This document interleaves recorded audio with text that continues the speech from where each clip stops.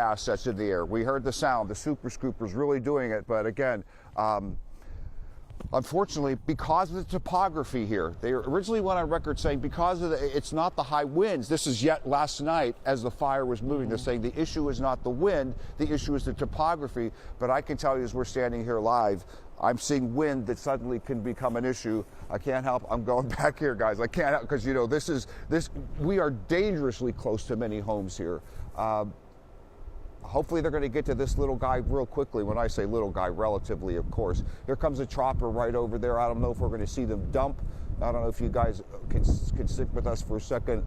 Chopper coming this way, headed right toward that. Hopefully they're going to be able to put that guy out because, again, dangerously close to homes. I don't need to tell you, the last thing we need are to have more homes threatened up in this area. So, but look, we're going to be here live all morning, keeping an eye on this. According to fire officials, again, not me saying, according to fire officials, dangerously fast. All right, we are now looking at live pictures from SkyCal right now. Do we have Desmond in SkyCal? All right. Okay, we're just taking a live look from SkyCal. This is the Palisades Fire burning right now. You saw our Barry Pintar reporting live from the scene there. According to Cal Fire, we are now at 11% containment on this fire. So certainly that is good news that they are gaining more containment. But as you can see, the fire is still burning and still very active. And Barry was reporting earlier that they have seen more air support. Water dropping helicopters, water being dropped from the air, which is, of course, certainly great news, in addition to 2 strike teams also helping in this firefight. Barry also reporting that the evacuation orders have been expanded in that area down to the 405 as well as the Encino Reservoir. Last night, we were on air all last night, and our reporter Tom Waite was where Barry is right now, and he had reported that most of the residents he had seen had already evacuated. So good news there. A lot, hopefully all of the residents really heeding the evacuation orders and already leaving their homes. Barry told us this morning he didn't really see any sign of folks in that area, which is good news, hoping that everybody is out of that area. But you can see the picture right now, the smoke coming from the ridge line of this fire, the flames continuing to burn.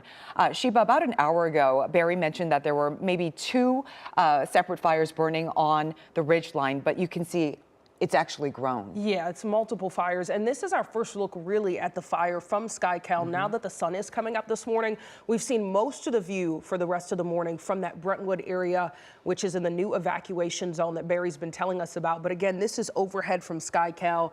And as we just reported, 11% containment we're hearing now in this Palisades fire, which is up from 8% yesterday. That was the last report we had yesterday. But as you can see, this is still a massive fire. Sure. You take a look at this and understand why these evacuation orders are being expanded.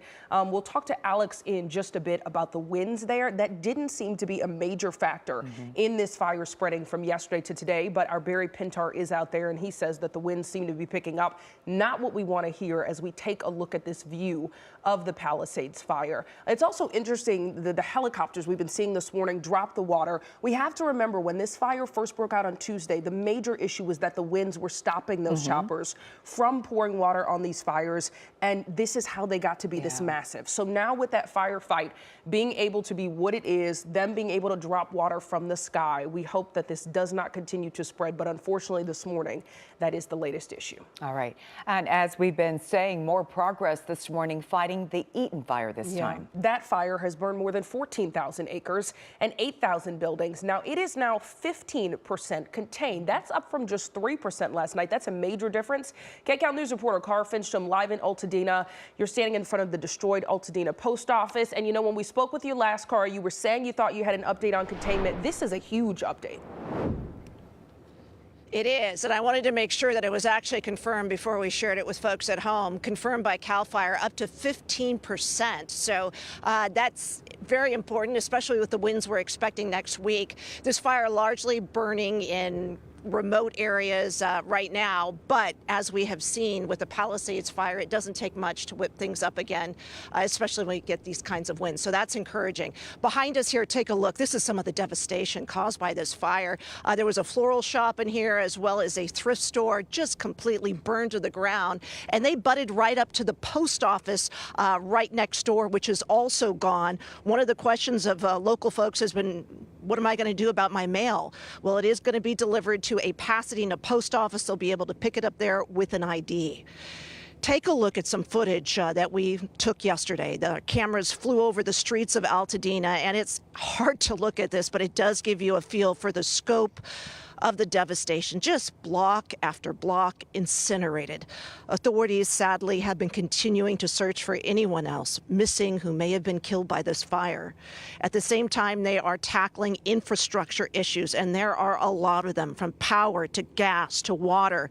No real estimate yet as to when everyone under mandatory evacuation orders will be able to come back to see what's left of their homes to start that rebuilding. FEMA and insurance companies, though, starting that process as well, working with homeowners here. The fires have also thrown the school year just kind of up into the air. Schools destroyed and heavily damaged.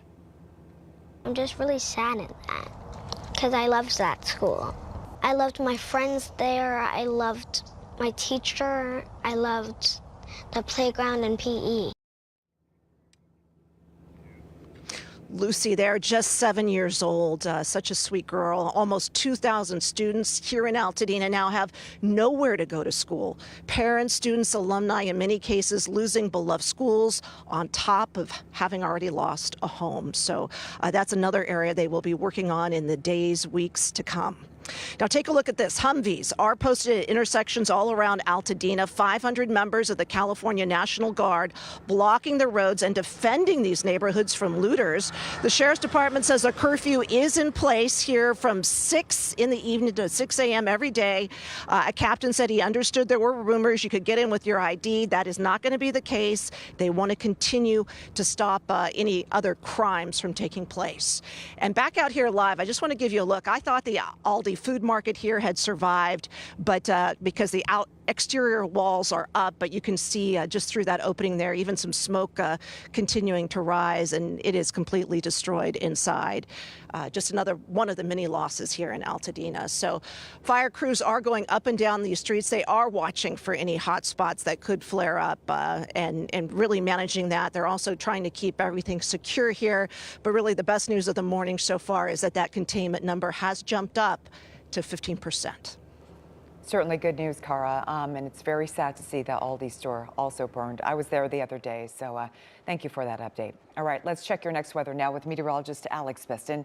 And Alex, of course, the big question is the weather going to help firefighters? I know, that is the big question. Rachel and Sheba, good morning. So I was able to kind of work on our weather graphics here. I want to show you where our Barry Pinter is this morning. So he's in Mandeville Canyon in Brentwood. And you know, this fire, you can see it from the 405 freeway. I saw it on my way into work this morning. So we can see winds have picked up just a bit. Of course, you saw it in Barry's live shot there. We can see it from our weather computers too. Winds generally between 10 to 12, 15 miles per hour, gusting up to about 24. So as the sun is rising, we're seeing those winds tick up just a bit. And that is of big concern. Okay, wind is the reason why we have been seeing all of this extreme fire behavior. So wind ticking up just a bit. We've got wind advisories in effect, a high wind warning going into effect this afternoon. This is a live look this morning. This is our LAX sky camera, but it is pointed out toward that fire, the Palisades Fire, and you can just see those flames as the sun is rising. I know it's really unsettling to see that. I'm going to take a step off camera here just for a second because I want to play this wind futurecast for you, and I want you to watch something. So as I kind of tick through the hours, you can see going to 7 o'clock, 8 o'clock this morning, you can see those winds ticking up in areas like Simi Valley, about 20 miles per hour. And then by around 10:45, 11, you can see those winds expanding to Thousand Oaks, Calabasas. Santa Monica winds about 15 to 20 miles per hour. So we'll see those winds increase. This is what we've been watching. We forecasted this for you yesterday that we'll see those Offshore winds increase today and as we head into tomorrow too. So that is of concern. Now, I don't expect to see winds as strong as, what we saw a few nights ago, but winds will be strong. It is dry, and that is why we have the red flag warning, high fire danger in effect today across much of Los Angeles, Ventura County, Orange County, and the Inland Empire too. So we've got the dry conditions, we've got the gusty winds. That is bringing high fire danger to much of the region. Wind advisory, that is with us until 2 o'clock tomorrow, 2 p.m. tomorrow. So across Santa Clarita, Agora Hills, gusts up to 45 miles per hour. We have that in effect across the Ventura County mountains and even all the way out toward areas like the coastline. High wind warning. So that's talking about stronger wind gusts of about 60 to 65 miles per hour across our local mountains, and even the Santa Monica Mountains included in that too. So again, fire weather watch, red flag warning. Really what it means is that we have high fire danger with us as we head through this weekend. Also air quality poor because of the smoke burning from the multiple wildfires. So definitely want to wear a mask if you're taking a step outside today. Try to just stay inside as much as possible because, again, we've got lots of that smoke. So 7-day forecast really quickly here. I'm going to tell you temperatures high 60s this weekend. I'm looking at the Santa Ana winds to kind of ebb and flow through this weekend, and then we're looking at possibly a stronger event, moderate to stronger winds as we head into the Monday, Tuesday, Wednesday time frame. So unfortunately, it doesn't look like the weather pattern letting up as we head into the start of next week. Back to you.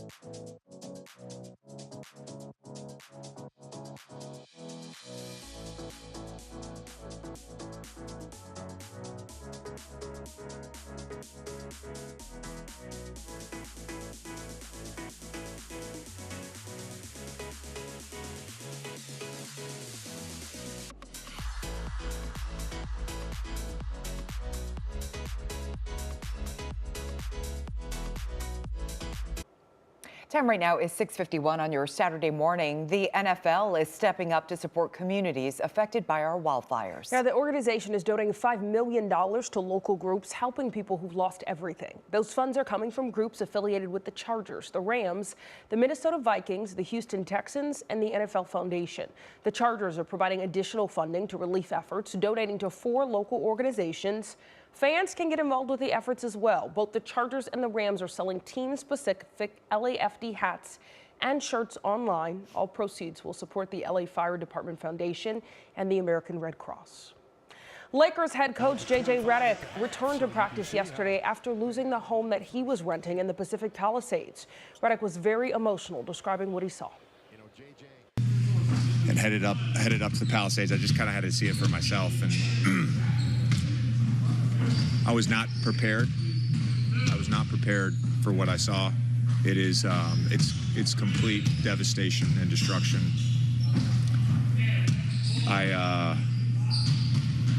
had to go a kind of a different way to the house, but I went through most of the village and it's all gone. And so we're so sorry for his loss, Yeah. among so many other people who've lost their homes. The NBA has postponed tonight's Lakers, Spurs, and Clippers Hornets games due, of course, to the ongoing fires. Millions of Southern Californians are feeling the effects of the brush fires, with LA under an air quality alert from all the smoke. Kirsten Mitchell explains what's in the air and how we can protect our lungs. The wicked winds fueling flames across Southern California are finally letting up, but the work to clean up is just beginning. There's so many things that need to be done, so we're just, trying to get in and out as soon as possible. Edgar Munoz is one of many people working outside in the smoky air. You told me, though, you're not too concerned or you don't really have time to think about it. That's pretty much what it is. It's not that I'm concerned, it's just pretty much, at this point it's a job, so we have to go ahead and come in and get it done. The best way to protect yourself is to limit your time outdoors. Health experts say even though you may not see smoke in your area, the particulate matter is still there. Those are the small particles that, when they burn and inhaled, can go deep into the lungs, into the smallest parts of the lungs, and can cause irritation, shortness of breath, chest pain, and can even go into the bloodstream. Young people, older adults, and people with respiratory illnesses are most at risk. So are those who are returning to their homes to find them gone. We had probably about 40 friends that lost their homes.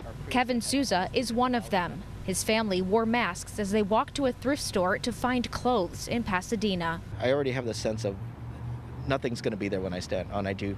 I might go back this weekend, and I've been trying to avoid it, but it's when I get there, it'll probably be very emotional, I know. Health experts say it's crucial to wear an N95 mask and gloves when sifting through burned homes, which could be emitting other toxic fumes. And those who are more vulnerable or more sensitive to the fumes should let others do it for them. They want to, see how their houses are doing and collect their belongings. But we definitely encourage people to try to avoid going into those areas until first given the all clear by the first responders.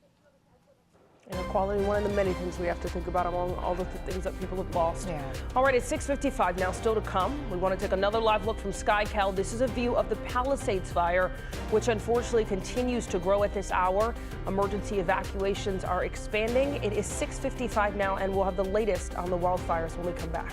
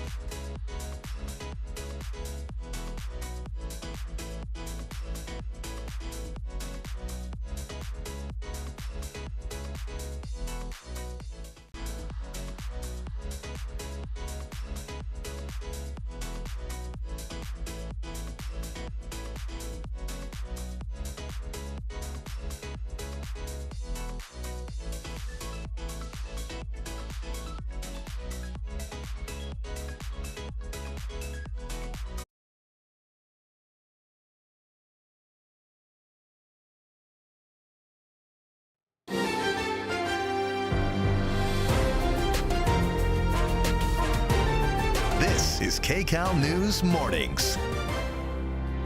Good morning, everyone. Today is Saturday, January 11th. Welcome to KCAL News at 7 on CBS, also streaming on CBS News Los Angeles. I'm Rachel Kim. And I'm Sheba Turk. As the fires expand, we are expanding our team to give you better information and to keep you protected. We start with our live breaking news team coverage this morning. We have reporters, of course, covering the latest on the fires, the Eaton fire, as well as the Palisades fire. And of course, the biggest update overnight is that the Palisades fire is continuing to expand. So the evacuation orders have been expanded into the Brentwood area. We also got updates on containment this morning, Rachel, and actually really good news. Yesterday, we were saying that the Eaton fire was only 3% contained. Our Cara Fincham confirmed it's now 15% contained, which is a huge jump. And then the Palisades fire was only 8% contained last night. This morning, it is at 11% containment. Yeah, our reporter from one of our sister stations, Barry Pintar, has been live all morning long covering the Palisades fire. He's been live in Brentwood,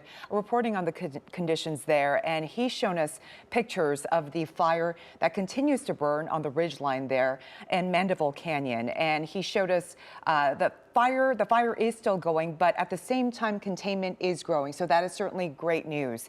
And right now, we do have Barry Pintar, who is live for us. Barry, can you hear us? Yeah, I certainly can, Rachel and Sheba. Yeah, it's certainly a dynamic situation, and it's just kind of, I don't know, I don't want to use the word amazing, but just watching the situation change so rapidly here. But yeah, fire officials have gone on record to say this fire behind me, which we're going to give you a super close-up look in 1 second, is moving fast. Again, not us saying it, them saying that. Ironically, they're saying it's not because of the winds. However, it's because of the topography that's making it move so quickly. But I'm telling you, the winds have picked up dramatically just in the last half hour alone. Now, we have a lot to get to, so let me first just give you a live look at what we're seeing behind me. I'm going to step out of the way. Do you want it, Damien? Let's just start all the way over to the left. So that fire, those little pop-up fires, while they're not quite so little, all the way to the left of your camera that you're seeing there, they were not there just 30 minutes ago. So that's how quickly it's moving. As we pan right, earlier we saw some large flames. We may be seeing a live water drop happening here any second. There's a chopper flying over this area right now. Some of the bigger flames, the higher flames shooting well up into the air, have been extinguished at this point. But really the concern that I have, Damien, let's just go ahead and continue to pan over to the right. You're going to see that this really stretches well over to the right here. I'm going to try to get out of the way. All over the ridge. But if you were with us a little earlier, the thing that was most concerning to me is there's a little crop of flames right there on this hill that is dangerously close to home, so you may have to just zoom out there a little bit, Damien. They were not there when we got here 2 hours ago. Now, the good news, those flames were bigger about, 30 minutes ago? So they seem to be down a little bit, but still, if you see, there's just one little ridge, one little hillside, and all of a sudden, not only are we hitting these homes, but actually, Damien, I'm sorry, can you come all the way over this way? I don't know if you can. I know I'm trying to get our camera guy, I'm throwing him all over the place, but you're going to pass a lot of media here. But I want you to see just right across the street here, we have an entire set of homes that reaches all the way down those hills. So let's pan back just to give you an idea of what the threat is here and how close we are from this valley and these choppers working to extinguish these flames. Now, here's the good news. They have been extinguished significantly in the last half hour. Much of that is because of what they're moving into this area to fight this Palisades fire that is moving so quickly east. They have brought in, redirected 10 air assets and 2 strike teams. Now, in terms of those air assets, they are making a difference. Not only are we seeing it behind us here, but they were planning for this as early as last night. Take a listen.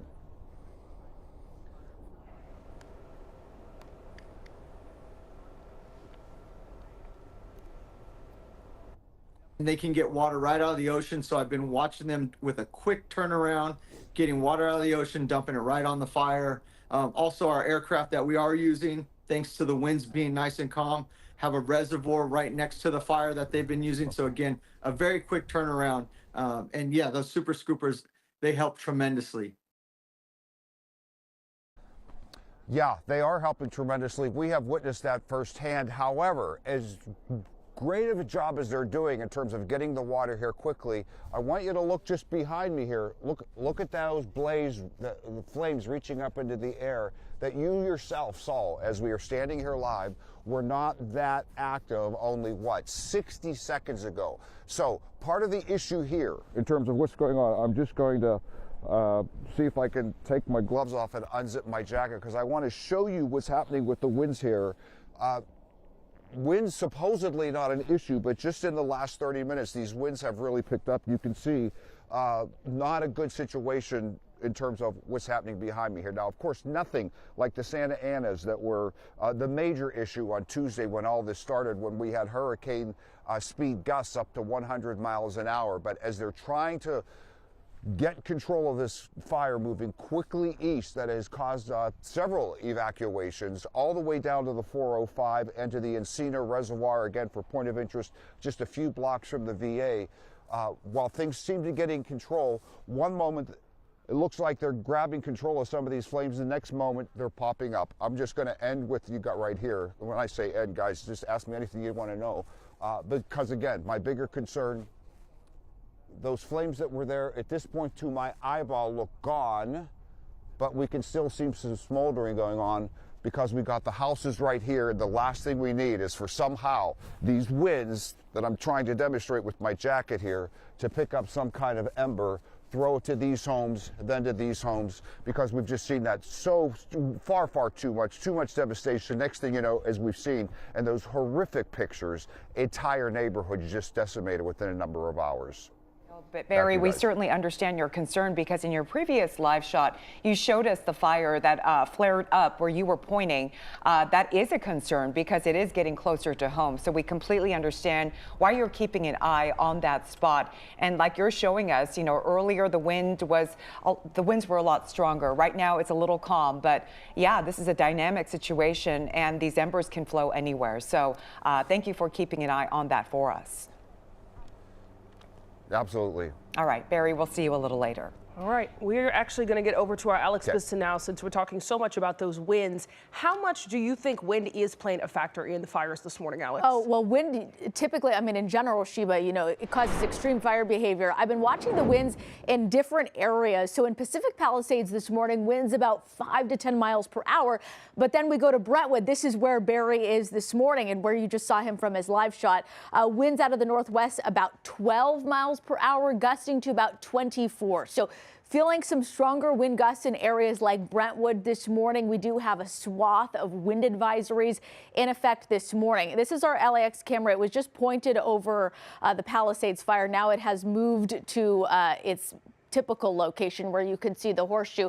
But take a look at all of that smoke in the distance. We've got poor air quality. That's the story today. Here is our wind gusts right now. So we've got offshore winds with us drying everything out. So we've got dry conditions, high fire danger today, wind gusts anywhere from about 15 to 20 miles per hour. We're seeing those readings across the Ojai Valley, across Simi Valley, Santa Clarita. So again, wind advisories with us. We've got high wind warnings going into effect. Red flag warning, that means high fire danger again with us today. So here's kind of the breakdown of what I'm forecasting. We've got another round of wind this weekend, not expecting to be as strong as what we saw a few nights ago. But of course, we're still fighting all of these fires. So wind is of concern. We've got that with us late tonight into early tomorrow. And then high fire danger again, watching the potential for a stronger event possibly Monday night through Wednesday. And then again, we've got poor air quality. That's the story. Temperatures this afternoon, 60s and 70s. I'm continuing to monitor the forecast, and we'll have more, of course, as we head through this morning. Back to you. All right, Alex, thank you so much. The Eaton fire that started near Altadena has now grown to more than 14,000 acres, but is now 15% contained. That's a huge bit of progress from the 3% containment that we were reporting last night. KCAL News reporter Cara Finstrom is live at the destroyed Altadena post office. And Cara, there's of course operations now to try to stop looters in that area as they continue the firefight. They are, and want to start again by stressing that 15% containment, because much of the firefight right now is up in steep terrain, very remote areas, but there is still an active fire, and getting that contained crucial with additional winds on the way. Behind us here, we did flip our camera around to show you some of these fire trucks that have just arrived, coming in from all over the place. We see one here from Fresno. They are watching out for anything that could flare up again. There has been so much fire across Altadena, and there are still hot spots that they are continuing to keep an eye. That was a restaurant right across the street, Everest, that is completely gone. Also across the street from that, there was a dental store, dental shop, I should say, and also back here on this side, we want to give you another look at the post office, which has been completely destroyed, the post office itself, but take a look out back.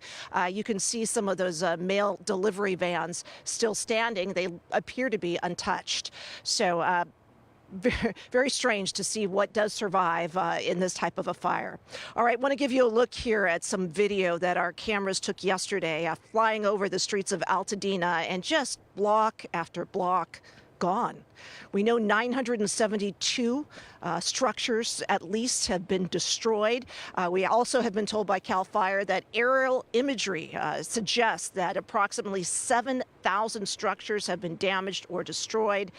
They are going to work to confirm the actual numbers going into these communities and going block by block to do that. Also, sadly, continuing to search for anyone else who may be missing. Now, at this time, they are also beginning to tackle all of those infrastructure issues, from power to gas to water. No estimate yet as to when the mandatory evacuation orders will be lifted. All of Altadena remains under them.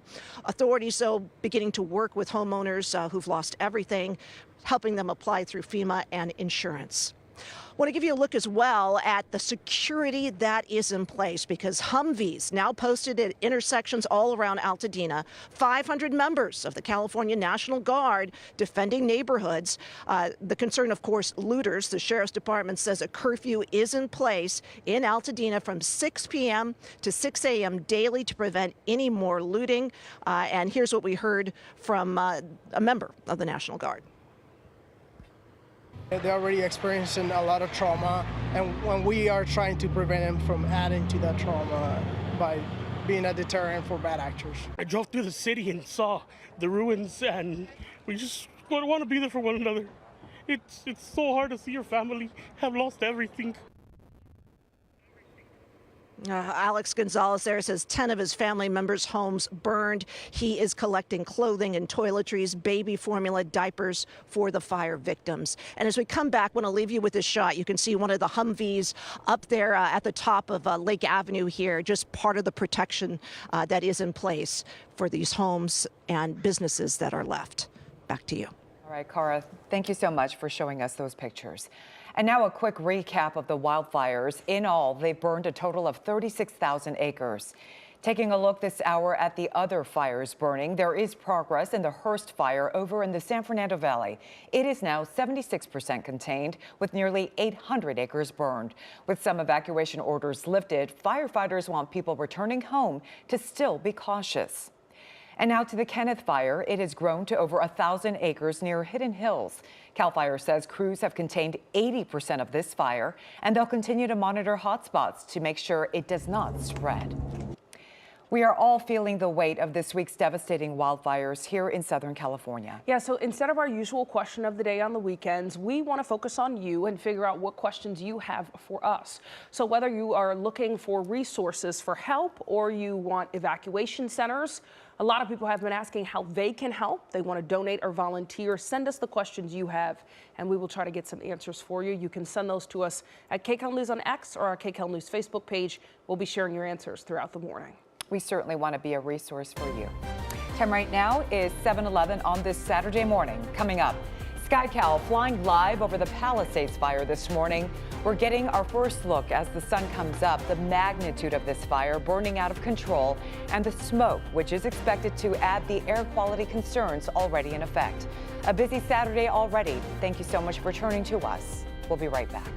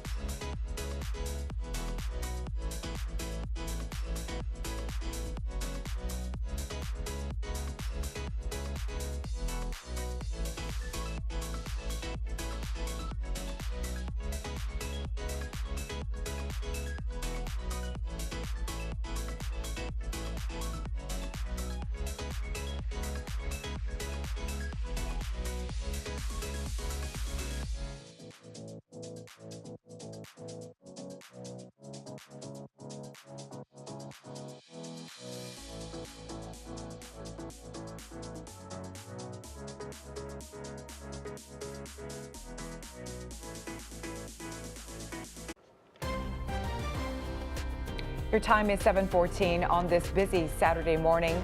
We continue to cover the devastating wildfires affecting Southern California. Now, people aren't the only ones affected by these fires. That's right. Hundreds of people have come together at Pasadena Humane Society. Hundreds of our four-legged friends have been impacted by these fires. Kevin McManus from Pasadena Humane is joining us now on Zoom. Kevin, thank you so much for being with us. Thanks so much for having me. We understand that the shelter has taken in more than 300 animals in the past few days. Please walk us through what these past few days have been like for you guys. Well, I actually just got some updated numbers, and it's closer to 450 at this point, which is it's devastating. We're getting, as Kara just mentioned in the last bit, we do the animal control and care for for Altadena. So many pets have come from Altadena who've been displaced. Their families cannot go back home, so we're caring for their pets. So it's been quite a burden, but it's something that we're happy to provide for the community. Yeah, Kevin, thank you so much for taking on that burden. So important. We've seen some heartbreaking images. Can you describe for us maybe the conditions of some of the animals that are being brought in? Well, so we've had, kind of two waves. The first wave was people who were able to bring their pets in so if they had to evacuate and they brought their pets and had nowhere to go, we took those animals in. And those animals are in pretty good shape, other than, being stressed and not being home with the people who love them, their family. The second wave has been the stray animals, and that's where we're seeing much more difficult or more injuries, a lot of burn victims, a lot of smoke inhalation. So the images you're seeing are some of our amazing veterinarians and vet techs treating those animals who have just come in from the field. That poor kitty has, burns on his pads. And of course, we've got wildlife coming in as well. Absolutely. Oh, I was seeing on Instagram the white dog you just showed that had some burns on his paws and face, just an image of the devastation from this fire. Okay, so a lot of people have been separated from their pets. We want to know, how can they tell if Pasadena Humane is caring for their animal? Maybe they got separated, they're not sure where they are, and you've picked up the pet. Where can people check to see if you have their pet? Well, the great thing is we are getting photos of all of the stray animals that come in, and those are updated to our website within an hour. So PasadenaHumane.org, and there's a link for I lost a pet. And so that will take you to kind of photos of all of the animals that are here who we don't know the owner of. That white dog is one of those, the husky. He came in a couple days ago. We don't know that his owners know he's here. Yeah, I hope someone out there can help find his owner. And Kevin, you've been accepting donations, but at the moment you aren't in need of any additional supplies. So how can people help? Well, the easiest and most effective and most direct way to help the animals in our care is through a financial donation. Again, can be made on our website. You're seeing the outpouring, you're seeing a fraction of the outpouring of support that's come in over the last couple of days of goods.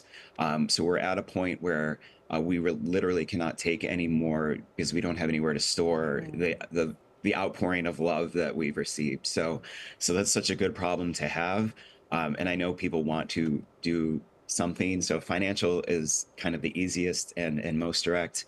And if you do have in-kind gifts that you want to donate to us, we are, of course, going to still accept them. And we have some places set up today and tomorrow, I believe. Those are the things that we're updating kind of as we find places that allow us to have some space to take them in. But I also ask, we will continue to need that material going forward, but we just ask if you can check back in a week or a couple of weeks, because that's when the inventory that we have already accumulated will start to dwindle. And Kevin, before we let you go, I know you guys help animals through all kinds of disasters. We know this is going to turn out to be one of the costliest wildfires in California history. How does this compare to other disasters you've seen and had to help animals through, as far as the condition of the animals and how many you're getting in? This is by far the worst we've ever seen. In my history here, I've worked here for a long, long time. One time we took in a hoarder case with a lot of cats, and that was nothing. I thought that was the worst day I'd ever seen at a shelter. The last 3 days, just seeing, and obviously, like the devastation of a family who has to, not know if they have a home to go back to. But it's such an amazing feeling to be put in take someone's family member and care for them like our own while they're getting through this. It's such a benefit that, and I think it's what keeps everyone here on staff going. We have such a great staff, and they're our CEO said it yesterday, and I cannot argue that they're heroes. The team on the ground here at the shelter, we have amazing volunteers and just staff who everyone I see as I walk through, I just want to give them a hug. Kevin McManus, thank you and your staff for all the work that you're doing. It is important work, and we thank you for that. Thank you so much. Absolute heroes. They're helping people through some of the hardest times of their lives. All right, let's check in with Alex. Alex, I think the big question here is where Barry Pintar is this morning in Brentwood, covering the Palisades Fire. The wind, of course, certainly nothing compared to when this fire broke out. Gusts of up to 90 to 100 miles per hour. Nothing compared to that. Correct. But we do still have some winds to contend with. Absolutely. And Rachel and Sheba, that is going to be a concern, as we move through this weekend and, of course, into early next week, too. So we are, hyper-focused on where Barry is this morning. He's in Mandeville Canyon. And, you could see it in his live shot, some of those winds kicking up just a bit. So as the sun is rising, we're seeing wind gusts about 24, 25 miles per hour. And what's interesting is when we go a little bit further west to the Pacific Palisades, winds are much calmer there. So it really, changes by the city, by the area. And you know what? We are forecasting those winds increasing today and into tomorrow. Again, like Rachel said, nothing like what we saw a few nights ago, but we still have multiple active fires burning. So there is a lot that those firefighters need to do. Looking at the possibility of a moderate to stronger offshore wind event between Monday night and possibly Wednesday. So we're watching that to start off the week. We really need the rainfall. That's desperately what we need. Mother Nature is not bringing that to us. We have a slight chance as we head into the end of this upcoming week, but it's really not looking very promising. The big story as we head into the next few days will still be the wind, the future cast. So watch what happens as we head through this morning, 10:45, 11 o'clock this morning. We're seeing gusts as strong as about 20 to 30 miles per hour, Simi Valley, Calabasas, San Fernando. I know there's a lot of concern about that fire moving closer to the San Fernando Valley. These winds are offshore, so moving out of the northeast. By this evening, early this evening, 6 o'clock, areas like Calabasas winds about 20 miles per hour. So we'll continue to see that as we head into early Sunday. So those wind-prone areas below passes through Canyon, Simi Valley, all the way out through Thousand Oaks, we're seeing winds about 20 to 30. So fire weather outlook, we still have elevated to critical fire weather conditions with us today. So this is for much of Santa Clarita, much of the Ventura County Mountains. So we're seeing that across some portions of Los Angeles into the San Gabriel Valley, the Inland Empire, and Orange County. So really the takeaway is we're going to see periods of wind. We will have low relative humidity. That means it's dry, and that means we have the fire weather. So wind advisories, that's with us from 9 o'clock this morning to 2 p.m. Sunday across Santa Clarita, across some of our Ventura County valleys and the San Fernando Valley too. A higher high wind warning, so gusts as strong as 65 miles per hour. That's for some parts like the Santa Monica Mountains, some Ventura County Mountains, and up through LA County too. Air quality, a big concern as we have the air quality alert in effect until 5 o'clock this afternoon. Early this evening, I wouldn't be surprised if that gets extended until tomorrow too, because we've got lots of fires. We've got a lot of smoke out in the air, so definitely want to wear your mask if you can, if you're going to step outside today. So again, watching that potential for a moderate to stronger event. That's going to be later Monday, possibly through Wednesday. Temperatures, I know not really the big story, but we've got temperatures in the 60s this weekend in the valleys, watching those winds kick up this weekend, and then as we head into the first half of next week. That's your next weather forecast. We're going to take a quick break. We'll be right back.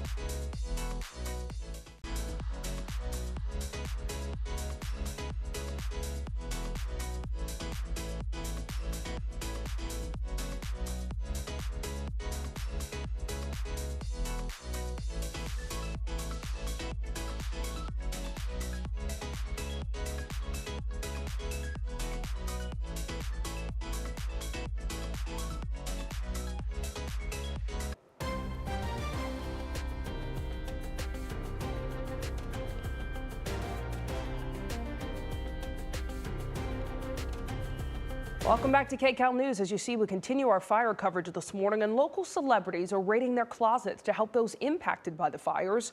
Real estate agent Jenna Cooper started asking friends for help for people in need. Her request quickly spread to a network of powerful women. Actors, including Sharon Stone and Halle Berry, responded, providing sweaters, shoes, clothing, handbags, belts, pajamas, and more, pulled right from their own closets. And Cooper turned a home goods store she owns into a center where people can come and take what they need.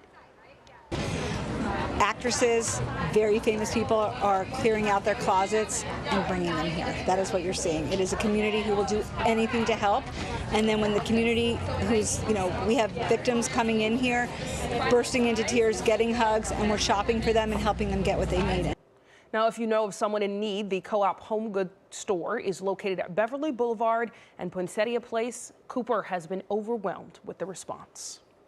Among all the devastation and heartbreak that we're seeing, it's also wonderful to see the best of people, the best of humanity come out in times like this. Community shine, people come together. Time right now is 7:27. Coming up ahead in our next half hour, we're staying on top of breaking news. Fires raging across SoCal this morning. A major focus on the Palisades Fire. SkyCal showing you a scene none of us want to see. The fire continues to grow. We are live in the air and on the ground. We'll have that next.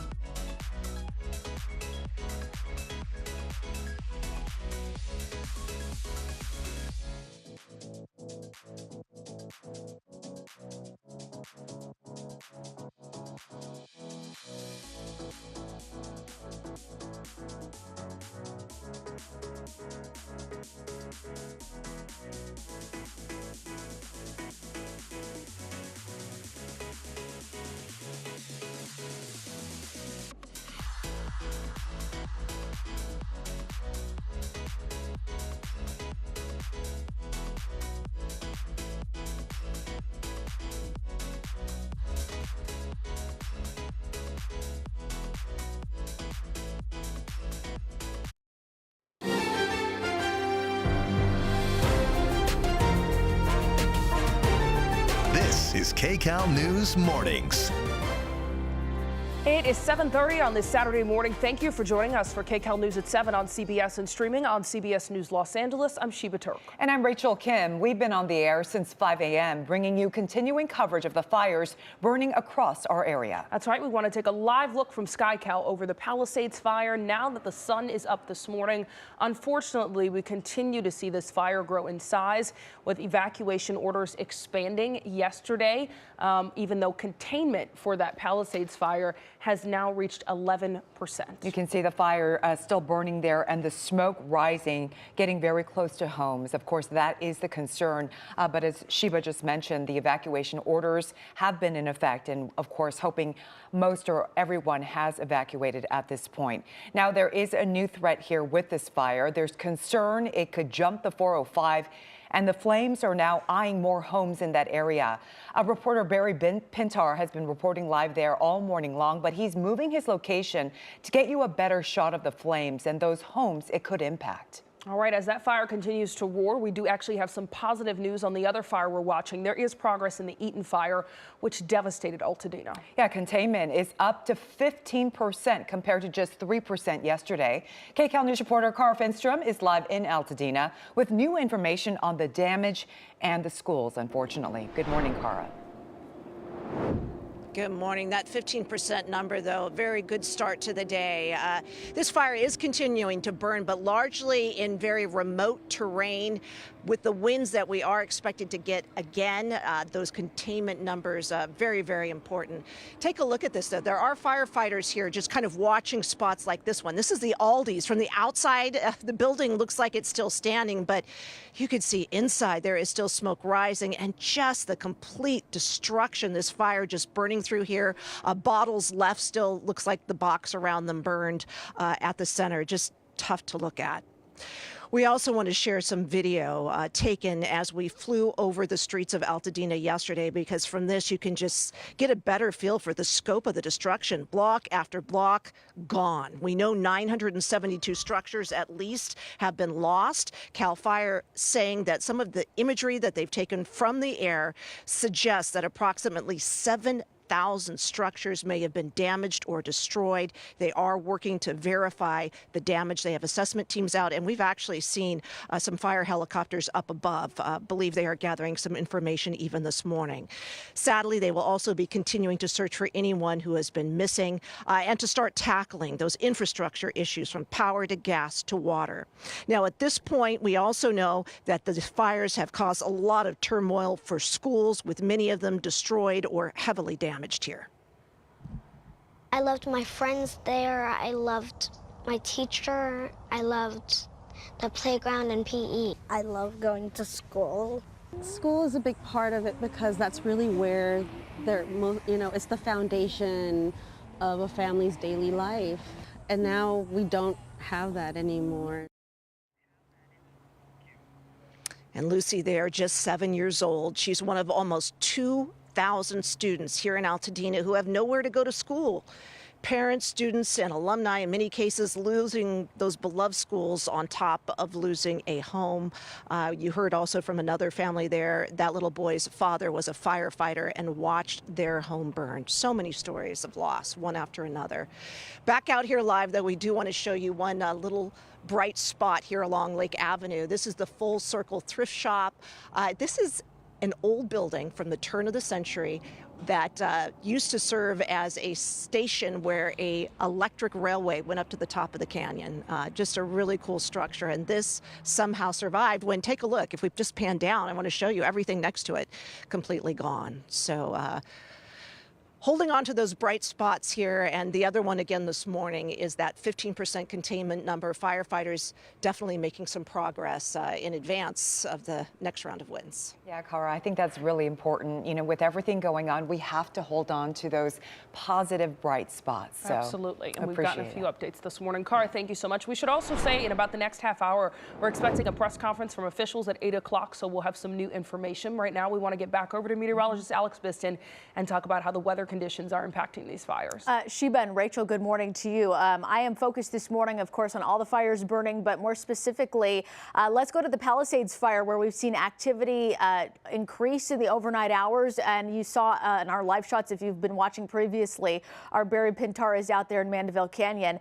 And we see those winds picking up just a bit, about 12 miles an hour, 12 to 15 miles per hour, gusting to about 24.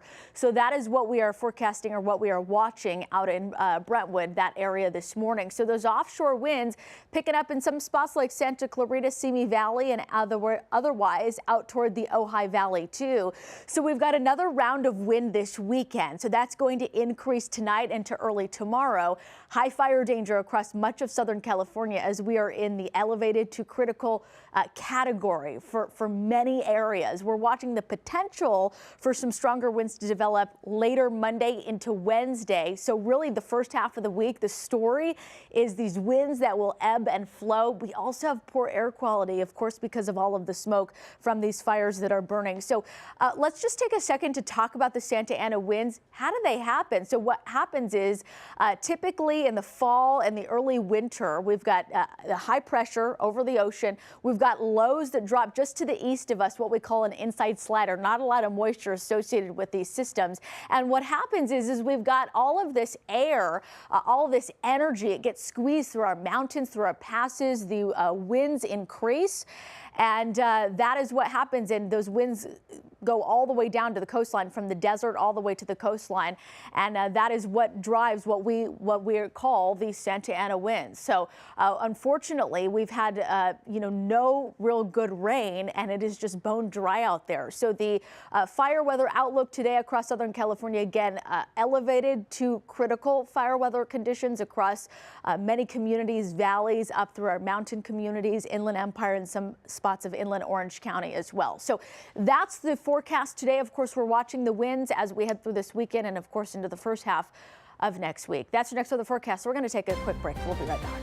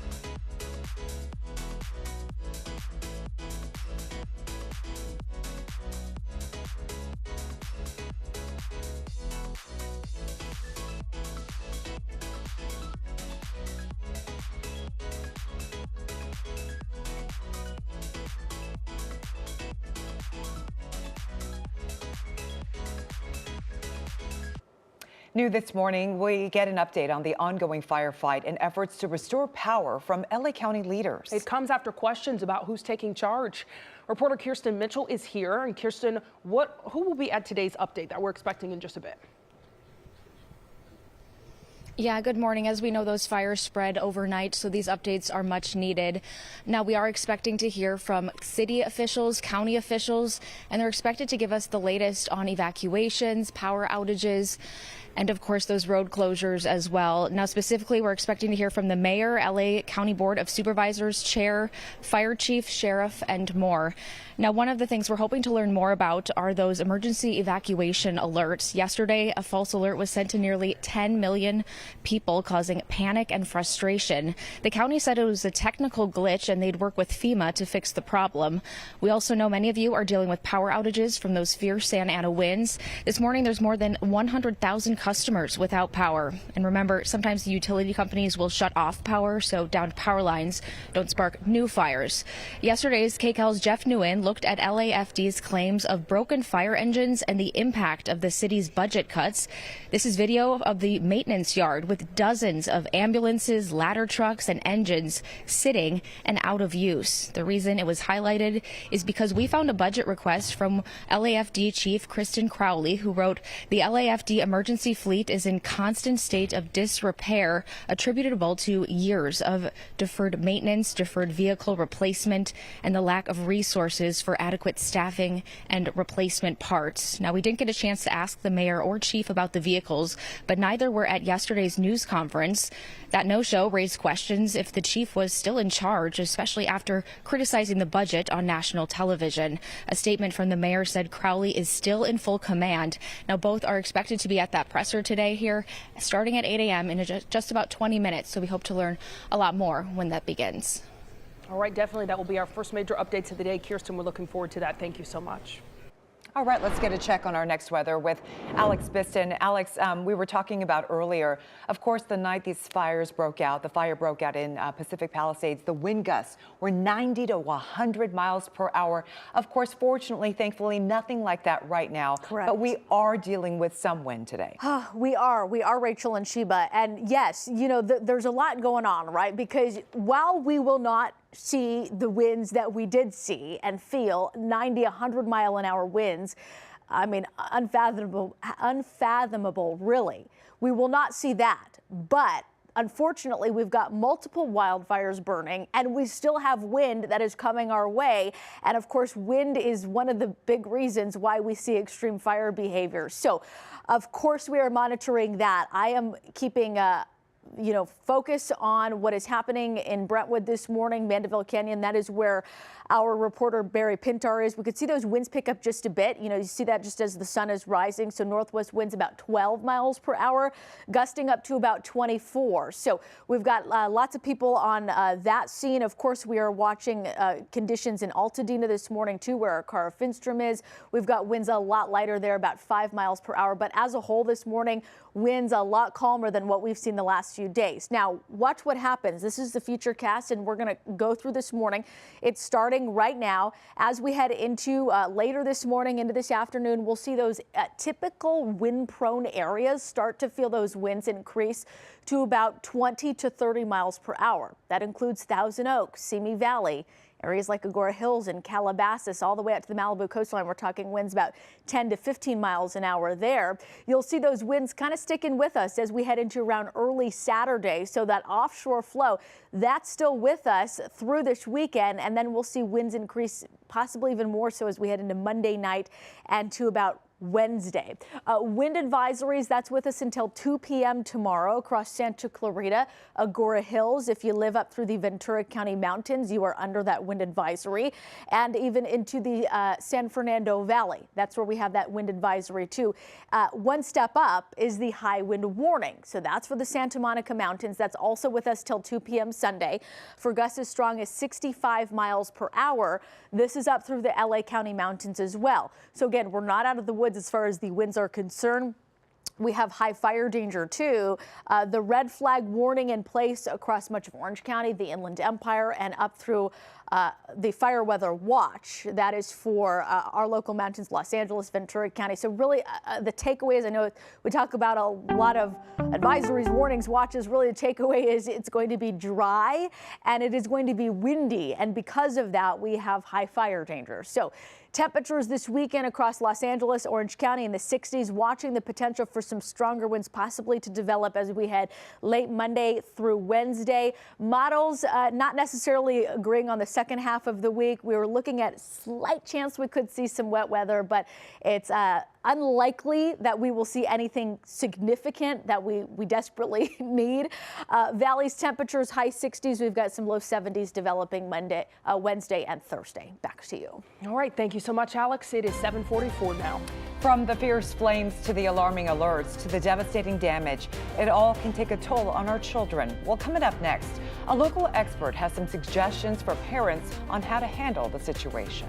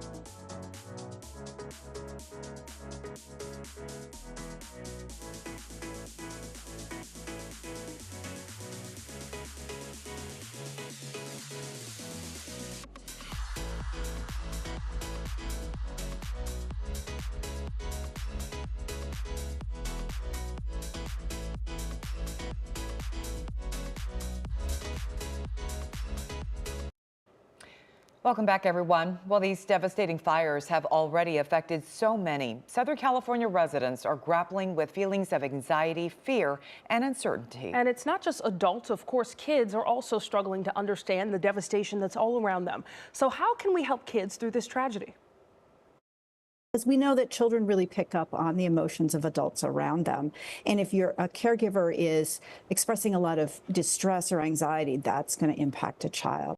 It's very tempting to want to shield them, but they can see all around them what is happening and pick up on the anxiety. And so in an age-appropriate way, I would give children accurate information, including we're not certain about, what the next thing's going to be, while also reassuring them that children sometimes look like they're fine when there's a lot going on inside. It can be a coping mechanism that children use often is to distract themselves, find things that are fun and uplifting to do, and it can be, it helps them to feel better, but sometimes can mask for adults.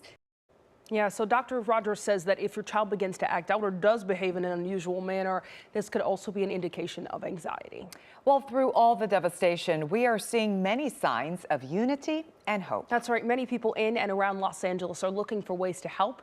And there are several organizations taking food donations so those who've left their homes can have a warm meal. The LA Food Bank has ramped up its response, stocking up and distributing food and water to its partners as quickly as they can. Right now, the food bank is asking for volunteers and cash donations to support its ongoing programs. It believes the need will be high for weeks, if not months. The iconic Rose Bowl has been turned into a makeshift home for people affected by the fires. The stadium is being used as an emergency command center. But get this, so many donations were dropped off for evacuees, they actually had to move that donation site. You can drop off canned foods, diapers, personal hygiene products, and much more at the Pasadena City College parking lot. And look at this incredible response to help our four-legged friends. The Pasadena Animal Humane Society put out a call for help, and so many people responded. We spoke with them this morning. They've taken in more than 450 animals. Yeah. Bags and bags of dog food, pet carriers, water bowls, toys, it's all there. In fact, the response has been so overwhelming, the shelter cannot take any more items, but they are still accepting cash donations. Those items will be distributed at Pasadena City College. The Red Cross is in neighborhoods right now helping displaced families. We want you to know that KCAL cares. We are partnering with the Red Cross to assist fire victims in need. If you're able to help, please go to redcross.org/KCAL. We'll be right back.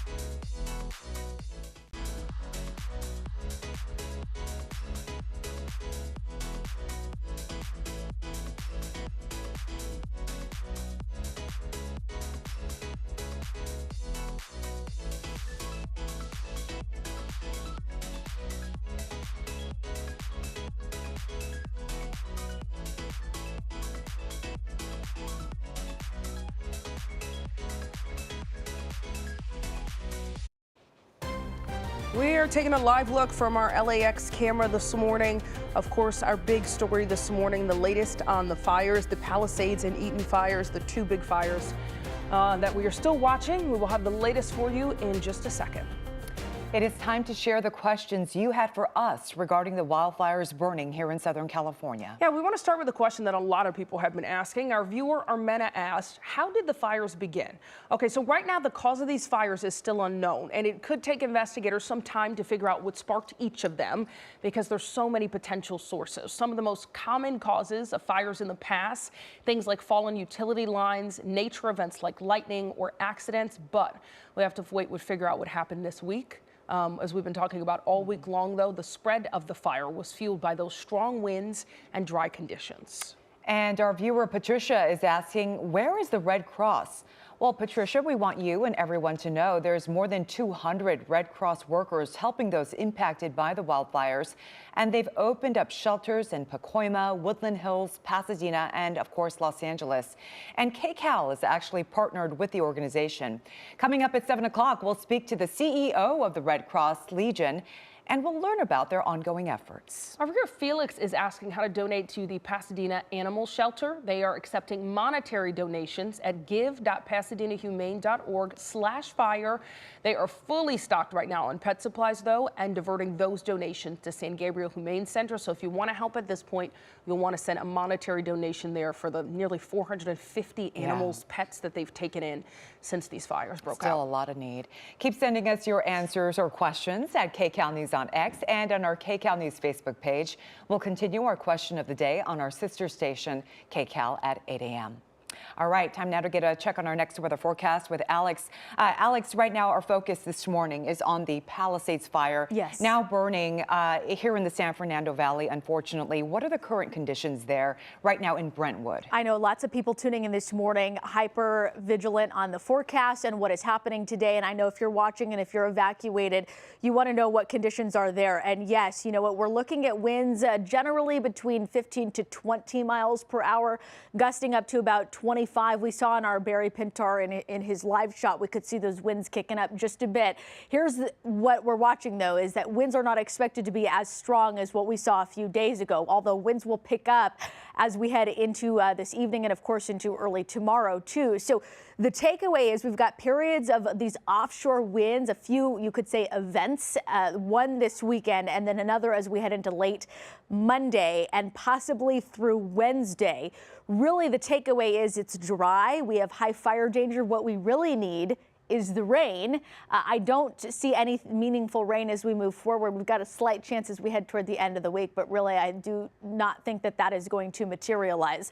Wind gusts, as we look right now and zoom you in, you can see those winds, offshore winds picking up around 15 to 20 miles per hour across Ojai, Simi Valley, Santa Clarita. So our typical wind-prone areas below passes through canyons, that is what we are focused on as we move through this evening and, of course, into early tomorrow, too. So we will, of course, have more on your forecasts as we head into the 8 o'clock hour. Back to you. All right, Alex, thank you so much. We will, of course, continue covering the wildfires burning this morning. The focus on the Palisades fire. You can see a live picture from SkyCal right now. You can see all the smoke coming up from the flames on the ridgeline there in Brentwood.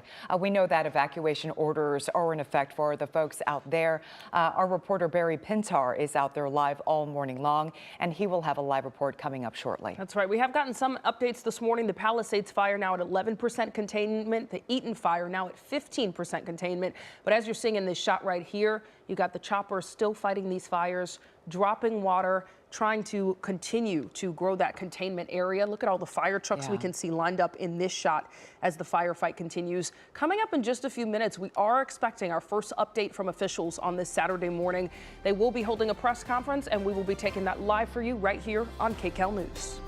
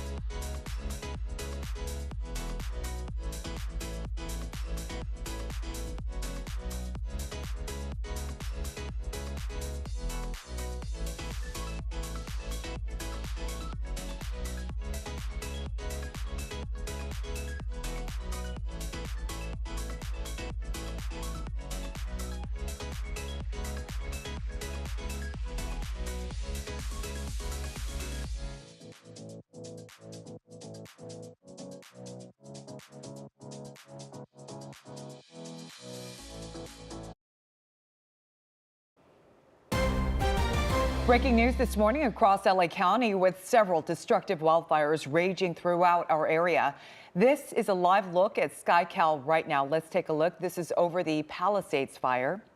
We will get to that shortly, but all morning long we've been covering the Palisades Fire burning. There it is. You can see air resources up. Supporting the firefighting efforts, all that smoke coming from the flames burning on the ridgeline near the Brentwood area. We know that evacuation orders have been in effect since last night, so hopefully all the residents there have been evacuated from their homes. That's right. Welcome back as we continue our coverage on these fires. Unfortunately, that Palisades fire, as you mentioned, continues to grow, which sparked those new mandatory evacuations last night. We're expecting to get an update from county leaders any minute now. But as of last update, a total of 36,000 acres have burned, more than 12,000 homes and businesses all destroyed. And overnight, the Palisades fire grew to more than 22,000 acres, which forced that expanded evacuation order into Santa Monica. Right now, it's about 11% contained. At least 5 people have died in that fire. In the Eaton fire, at least 6 people have died as a result of that fire. It's burned more than 14,000 acres. CAL FIRE says the Eaton fire currently is at 15% containment. Across Southern California, more than 150,000 people remain under mandatory evacuation orders. And we have progress as well in the Hearst fire in the San Fernando Valley. That's now 76% contained with nearly 800 acres burned. Some evacuation orders have been lifted. Firefighters want people returning home, though, to still be cautious. And the Kenneth fire has grown to over 1,000 acres near Hidden Hills. CAL FIRE says crews have contained 80% of this fire, and they'll continue to monitor hotspots to make sure it does not spread. All right, we want to start with progress this morning. There was progress overnight in the Eaton fire, which has devastated Altadena. That's right. Containment has increased from 3% last night, again to 15% this morning. Now, KCAL News reporter Cara Finstrom is live in Altadena. Actually, we're now going to go to a news conference going on, an update on these fires with LA County leaders right now. All right, we're actually waiting for them to get lined up for that, to get an update any minute now. We were going to go out to our Cara Finstrom, who's been in Altadena all morning, and that is a huge change in containment there. So let's get over to the presser.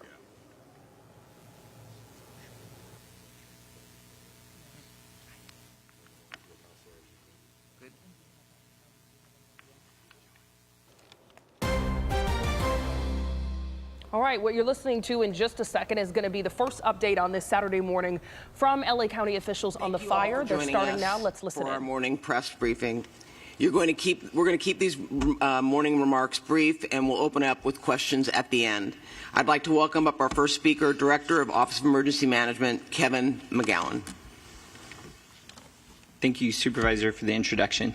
I'd like to share some important announcements about the county's emergency alert system and the progress that we've made with our partners in addressing the alerts that have been going out in error.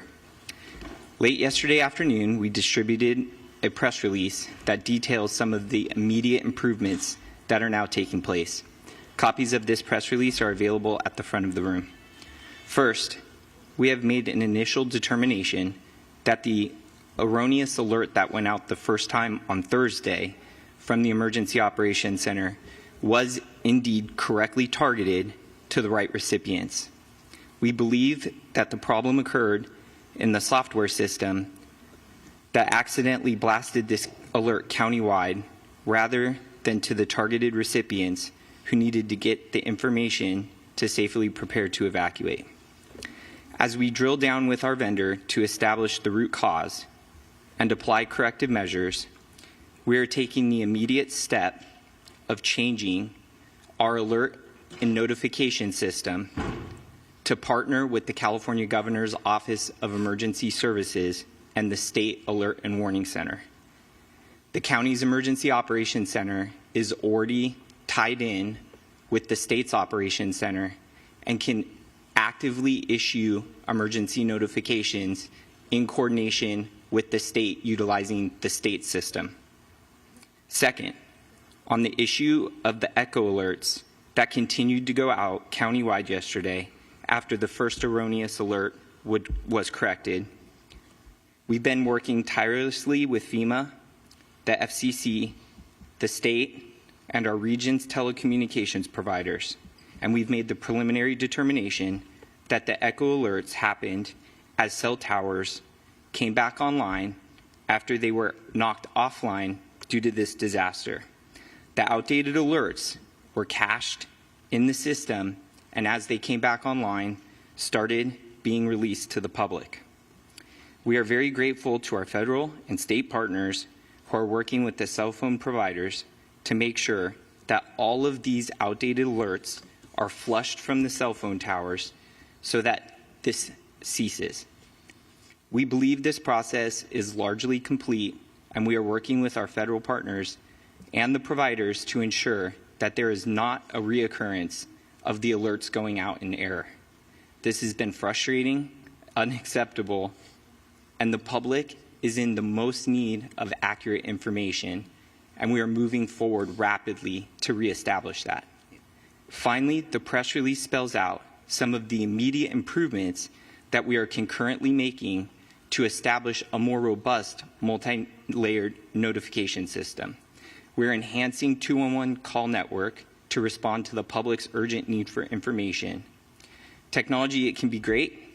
These emergency alerts helped us evacuate hundreds of thousands of people in immediate life safety measures. We've undoubtedly saved lives. But the last couple of days have also reminded us that technology is vulnerable to the impacts of a disaster, especially unprecedented ones. So I will close by reminding everyone in the public, please, for your safety, the safety of your family and friends, to receive emergency alerts, you can sign up for our local program, which will be utilized by the state by going to Alert LA County. These are customized alerts. They are different than the wireless emergency alert. When you sign up, you can put landlines, your cell phone, you could receive text and email messages. Go to lacounty.gov/emergency to sign up for Alert LA County. With that, I thank you, and I'll introduce Fire Chief Anthony Maroney. So good morning. I will be providing an Eaton fire update. The fire is now estimated to be 14,117 acres with 15% containment, with over 7,000 structures damaged or destroyed. We have 2,832 personnel assigned to the incident, and it is static at this time. Elevated to critical fire weather conditions are predicted to continue through Wednesday. Moderate to locally strong Santa Ana winds will affect Los Angeles County, and today, tomorrow, and then again on Monday through Wednesday. LA County Fire will be prepared.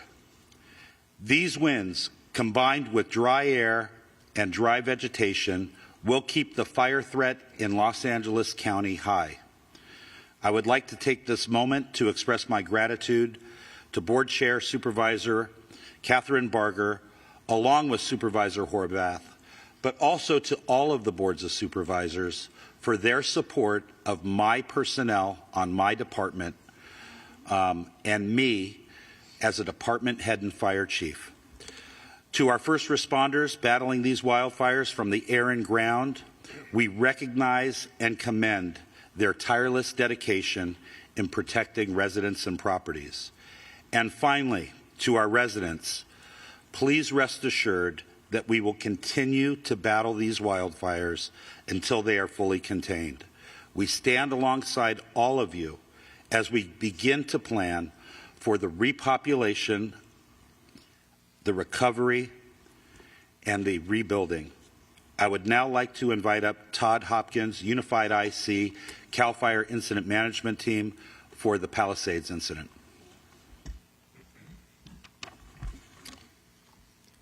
Good morning. The Palisade incident is now at 21,596 acres and 11% contained. It is being in unified command with CAL FIRE Incident Management Team 2 coordinating the efforts. Ground crews and aerial assets worked through the night in the Mandeville Canyon area, creating containment lines and protecting structures, continuing a full suppression effort. Approximately 100 engines were surged into that area for direct suppression efforts and for structure defense. 6 night flying helicopters were utilized all night, and additional night flying resources were also ordered. It was an approximate 1,000 acres in growth last night in the Mandeville Canyon area. Early estimates from an aerial reconnaissance indicate approximately 5,316 structures have been destroyed. And please, what I want you to remember is that structures does not mean homes. Structures can be homes, outbuildings, RVs, automobiles, or other types of things like sheds or outbuildings. Damage inspection teams have been in the field surveying properties. As of this morning, it's confirmed 426 homes have been destroyed.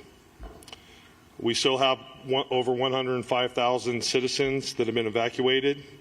There is a fire weather watch being issued for the next 72 hours. And tonight there will be a community meeting at Calvary Westlake Church at 6:30 p.m. tonight.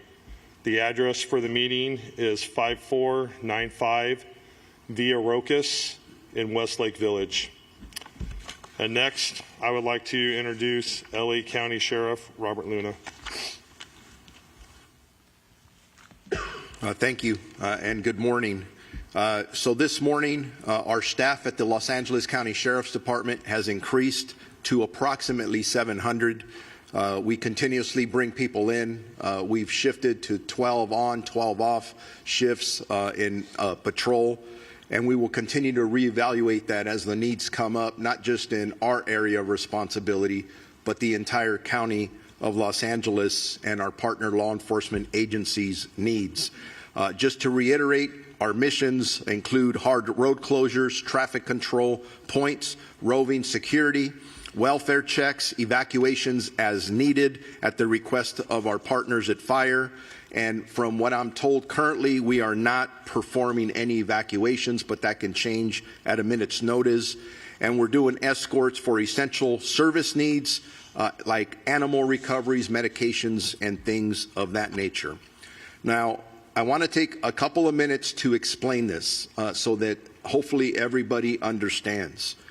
An evacuation order versus warning. And I want to put this out to our community, some of them who have been significantly impacted. And we're trying to have as much empathy as we possibly can, but safety does come first. I would like to reemphasize that an evacuation order is a mandatory directive for residents to leave the area immediately due to imminent danger. Wildfire, floods, anything of that nature. Failure to heed our warnings can put individuals at risk and potentially interfere with emergency response efforts. You've heard me say it the last couple of days. Every miraculous story of a rescue or tragedies that we're encountering, the majority are people who did not heed the warning to leave or the order to leave. Failure to heed these warnings, I already talked about that. Evacuation warnings are precautionary alerts informing residents that they should be prepared to evacuate as the situation may worsen. So you've got to be ready to go. A lot of people are coming back saying, hey, I need my medicine. Please try and remember, and I know it's chaotic, it's stressful, it's not easy. Important paperwork, your medication, your pets, maybe supplies for your pets, those kind of things, have those ready to go. While it's not mandatory, it's strongly advised to prepare to leave the area to make other arrangements. Please understand, the decisions to evacuate or issue warnings are not made lightly. I have been at command posts or other venues where they're talked about very seriously. We do not want to inconvenience people that we don't have to, but there's always a top priority. Is your life in danger? That's what the priorities are made for. Many orders have been downgraded or lifted related to the Eaton fire, such as Glendale, La Crescentia, much of Pasadena, Monrovia, La Cañada, Flint Ridge, Arcadia, and some in Sierra Madre. We continue to reevaluate these areas, and we will adjust when the time is appropriate. Overall, evacuations for the Palisades, Eaton, Hearst, Kenneth, and Lydia fires, numbers are both for the county and city area. Evacuation orders are approximately at 153,000 residents that are under the evacuation orders, and approximately 57,000 structures are still at risk. Regarding evacuation warnings, approximately 166,000 or a little over 166,000 residents are under evacuation warnings. I'm going to switch now to the curfew order that we have in place. A curfew order was established for the Palisades and Eaton fire areas in all mandatory evacuation zones that will be in effect from 6 p.m. to 6 a.m. until further notice. That is something else we continuously will be evaluating. This curfew will be strictly enforced and is being taken to enhance public safety, protect property, and prevent any crime, specifically burglary or looting, in areas where residents have been evacuated. Many times when we're trying to evacuate people, their number one concern is somebody going to break into my house? They shouldn't have to worry about that because they're worried about so many other things. This is trying to assist them.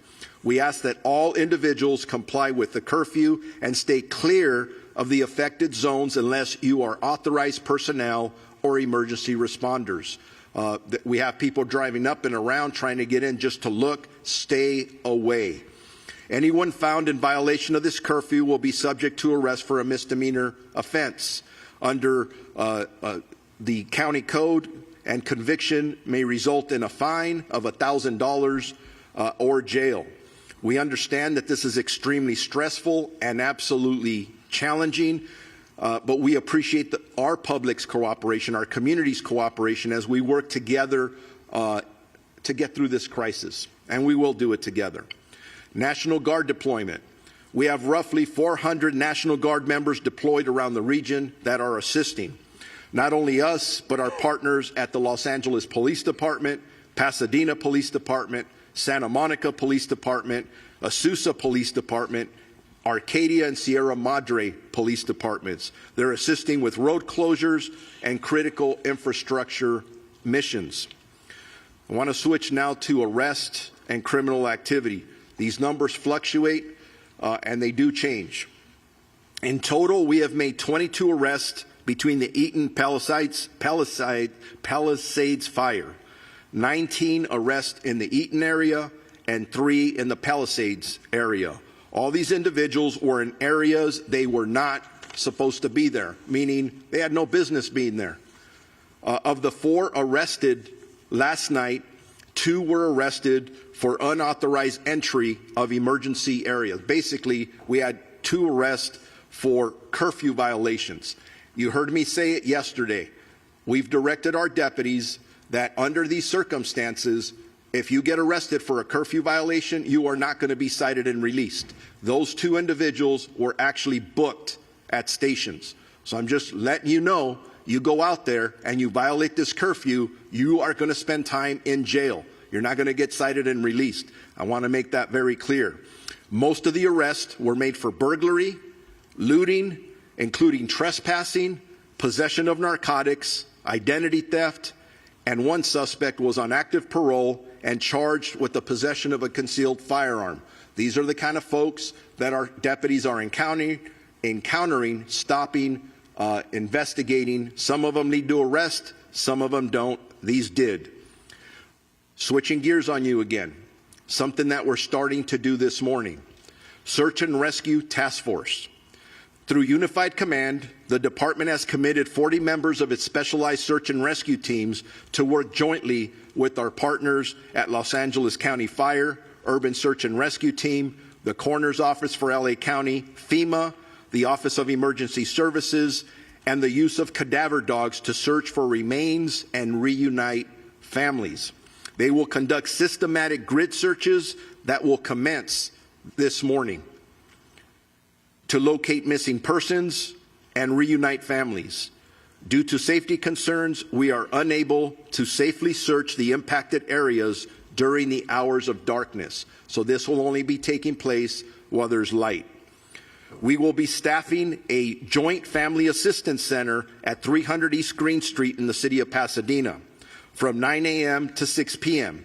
People will be greeted by deputies along with providing them with additional resources that they may need. If our residents need to take a missing report, our deputies will do that at that point. I encourage you, if you believe somebody's missing, go there, talk to the deputies.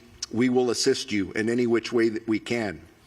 Regarding deaths at this point, and again, this information continues to change. Be patient with us. We have confirmed 11 deaths in our jurisdiction. Again, that does not include LAPD and Pasadena. This is just LA County Sheriff's area of responsibility. 8 in the Eaton fire and 3 in the Palisades County area. We also have reports for 13 missing individuals. Are those related or not? Maybe, maybe not. We hope to find everybody safe. We want to bring closure to the families. Family assistance centers are open to provide information to people looking for missing and family and friends, and they will be comprised of the Office of Emergency Management, Sheriff's personnel, Los Angeles Police Department, Red Cross, Medical Examiner, and the Department of Mental Health for the County of Los Angeles. These centers will provide information to families and victims regarding this mass casualty event. A couple of other things, and I'll wrap up here. I know it's a lot of information, but there's a lot going on, and we're really, really busy. Donations. We talk about arrest. We talk about the sad things going on, but I got to tell you, I have been getting a ton of phone calls and inquiries from good people who want to help. They want to donate. So they want to help the people impacted in the disaster. If you are in a position to be able to lend support to countless people who have been left with little or nothing, please contact the Emergency Network of Los Angeles by visiting www.enla.org.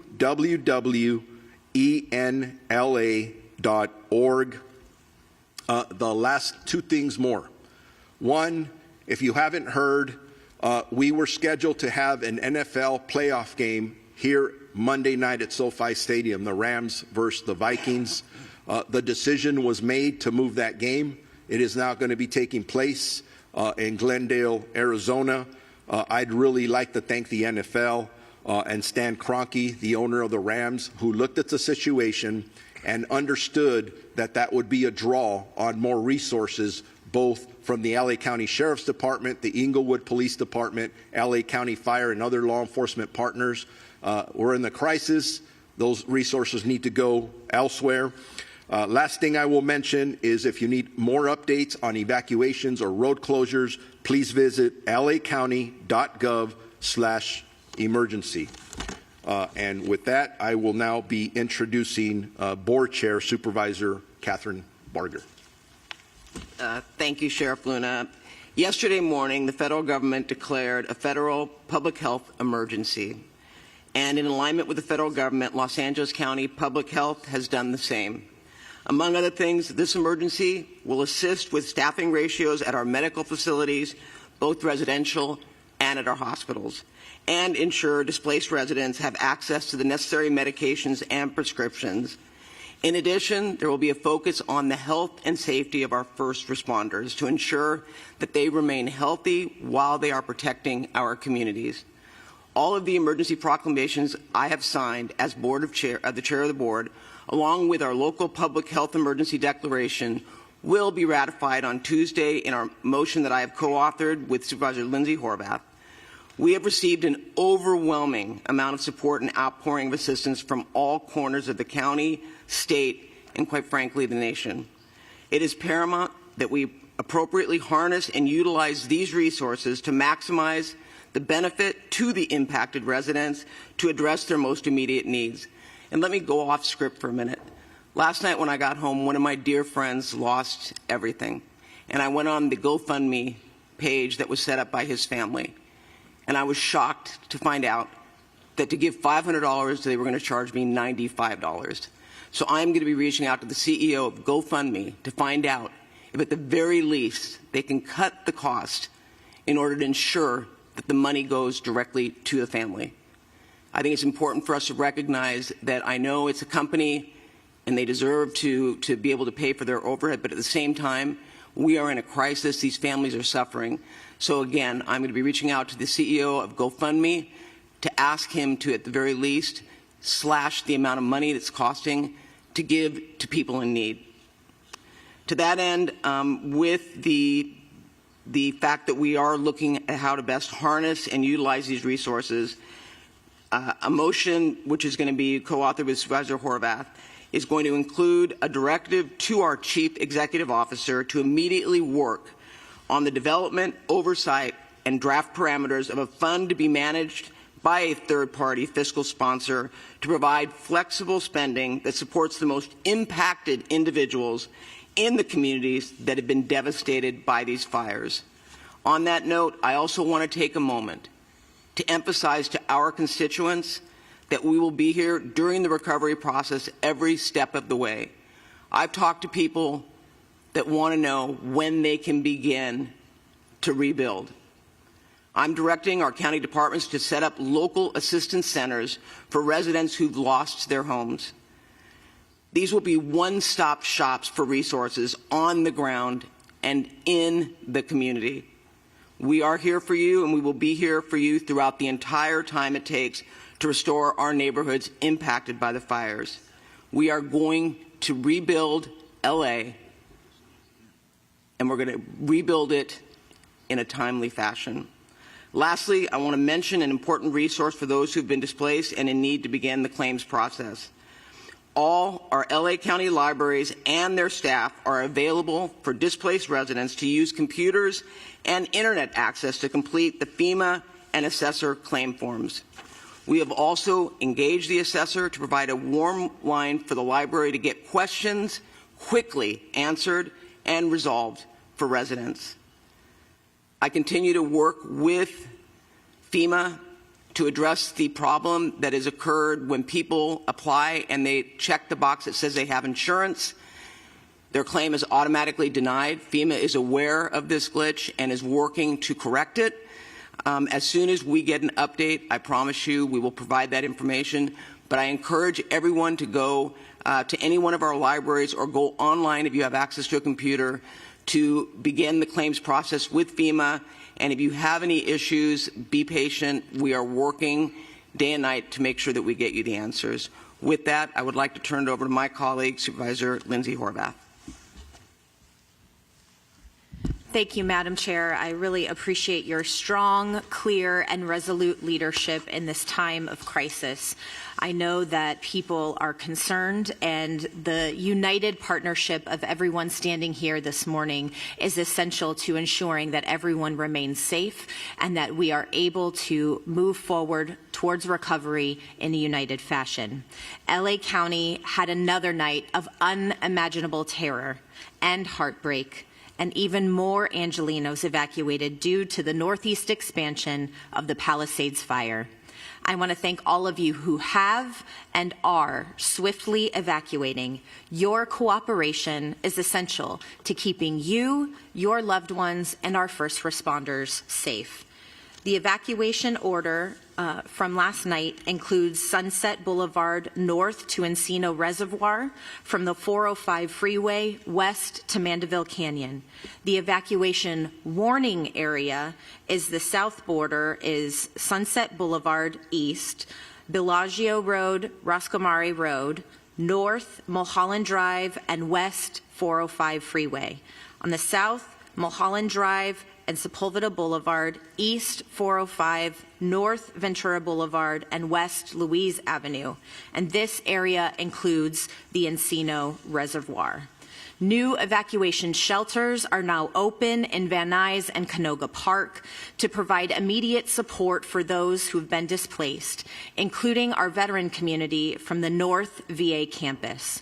Overnight, the American Red Cross and field teams from every city, county, state, and federal district were mobilizing on the ground to help move safely our evacuated residents into safety. It was simply astonishing seeing people come together in these wee hours to protect our residents. I want to thank those who are on the front lines who work tirelessly to respond to fires that threaten our Topanga community. The past 2 days, including aerial support and boots on the ground, your swift actions have made incredible difference for our residents. And this focus has been necessary, critical, and impactful. I specifically want to thank Chief Maroney, Captain Drew Smith, and Captain Jen Situ for your partnership in making Topanga a top priority in firefighting efforts. In response to the ongoing fire, we've declared a local health emergency, as the chair shared, and this is effective county-wide. This also includes prohibiting the use of power air blowers, which can spread harmful ash and smoke particles. And the motions that Supervisor Barger indicated also include a funding program for those impacted.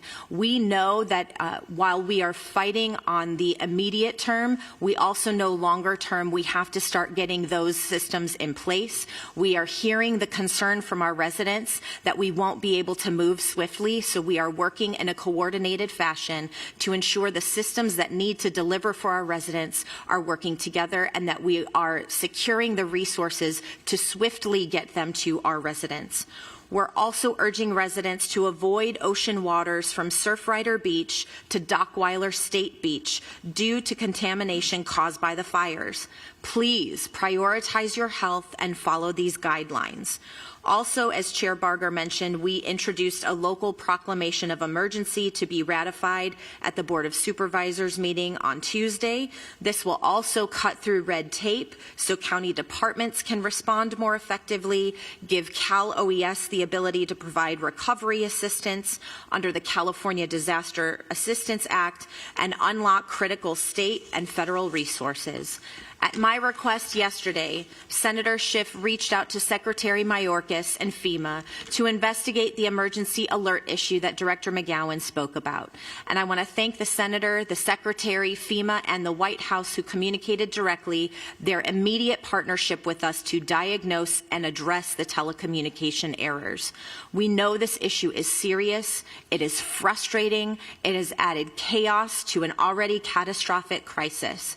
Some mobile carriers have confirmed that the issue is cleared on their systems. We are waiting for that confirmation from additional mobile carriers, and we will continue to fix this issue. I know these are incredibly challenging and devastating times for our community, but I want to remind everyone, we are here for you. You see partnership in every shelter, incident command post, and across our resilient and beautiful county. Together, we will rebuild and recover. Remember, all mandatory evacuation orders and warnings, in addition to all emergency information, can be found at emergency.lacounty.gov. And some of the statistics that you've heard on arrests and acreage and others are focused on the statistics that LA County provides. We also know that our local partners in the city of Los Angeles, the city of Pasadena, the city of Santa Monica, and others have their additional statistics as it relates to arrests and the work that they are doing on the ground. We are working in a unified command situation, and we want to make sure that the information we are providing you is accurate. We appreciate our partners who are working with us collaboratively to ensure the safety of all. Please continue to check and follow all evacuation orders for the safety of you and your loved ones. Thank you.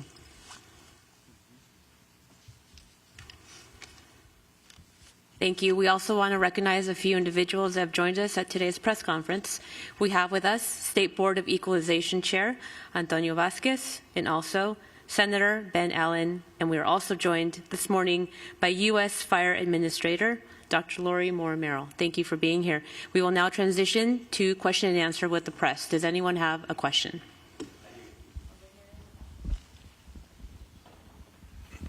And sorry, this is for the sheriff. Can I just take this So it's on camera. Okay, thank you. Some communities that have been closed off, such as Altadena, are letting residents back in to collect important items from what remains of their homes. They were told that they'd need to present important paperwork to get back in, but some residents we've spoken to say that they lost those documents in the fire. What should those residents do to get back to their homes? Well, number one, I feel for anybody who was impacted by this event. So I would recommend that they go to the Family Assistance Center that we've set up. I can give more information at the end about the location. I think I gave the address sooner, but please go there, engage our employees, and I can assure you we will do everything we can to assist them with their critical needs. But I do want to repeat something. I know people are frustrated. Any of us would be frustrated if you want to get back to your own home. When we say you can't do this, it is based on their safety and the safety of others trying to get in and out. So be patient with us. As soon as we can get people safely back in, it will be a top priority for us. Thank you for the question. Right here in the middle. And please, when you're asking your question, if you can state your name and which media outlet you're with. Simon Bowie, CBS Network News. A couple of questions. In the days in advance of the catastrophe on Tuesday, the event was described as a potentially life-threatening event with catastrophic potential outcomes. I'm curious to know if there were any efforts taken on behalf of county officials, especially considering what's happened to Altadena, in advance of the event to request assistance from other municipalities throughout the state or other states in general to send fire apparatus to us. And was that done? And then I have a follow-up question. Yeah, thank you for your question. So yes, I've communicated at the previous press conferences the actions that the LA County Fire Department took in advance and during this fire siege. We did communicate with state agencies. We did communicate with our region partners. We communicated with the LA County Fire Departments. We did upstaff the department. We did pre-position resources. As a matter of fact, on Tuesday morning, the 7th, prior to 7 a.m., I gave permission to hold over the off-going shift of the County of Los Angeles Fire Department. Every day, we staff 900 firefighters throughout our communities out of 176 fire stations.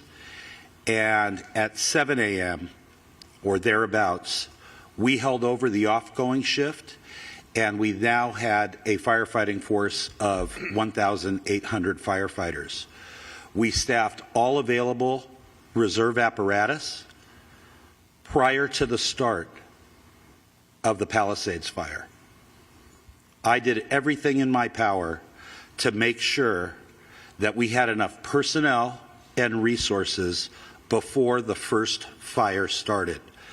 I alerted my board via memo regarding the situation prior, and on Wednesday, I recalled all LA County firefighters back to work.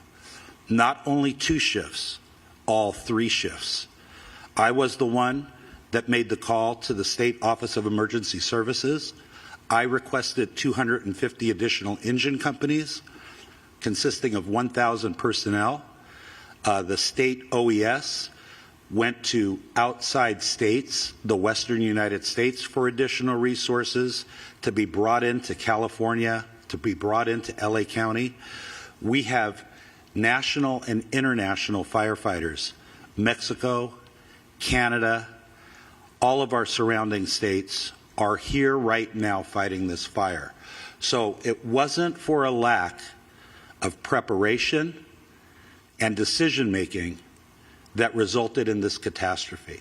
It was a natural disaster. Thank you. We have Sheriff Luna. Luna wants to add something. And we'll get to your follow-up.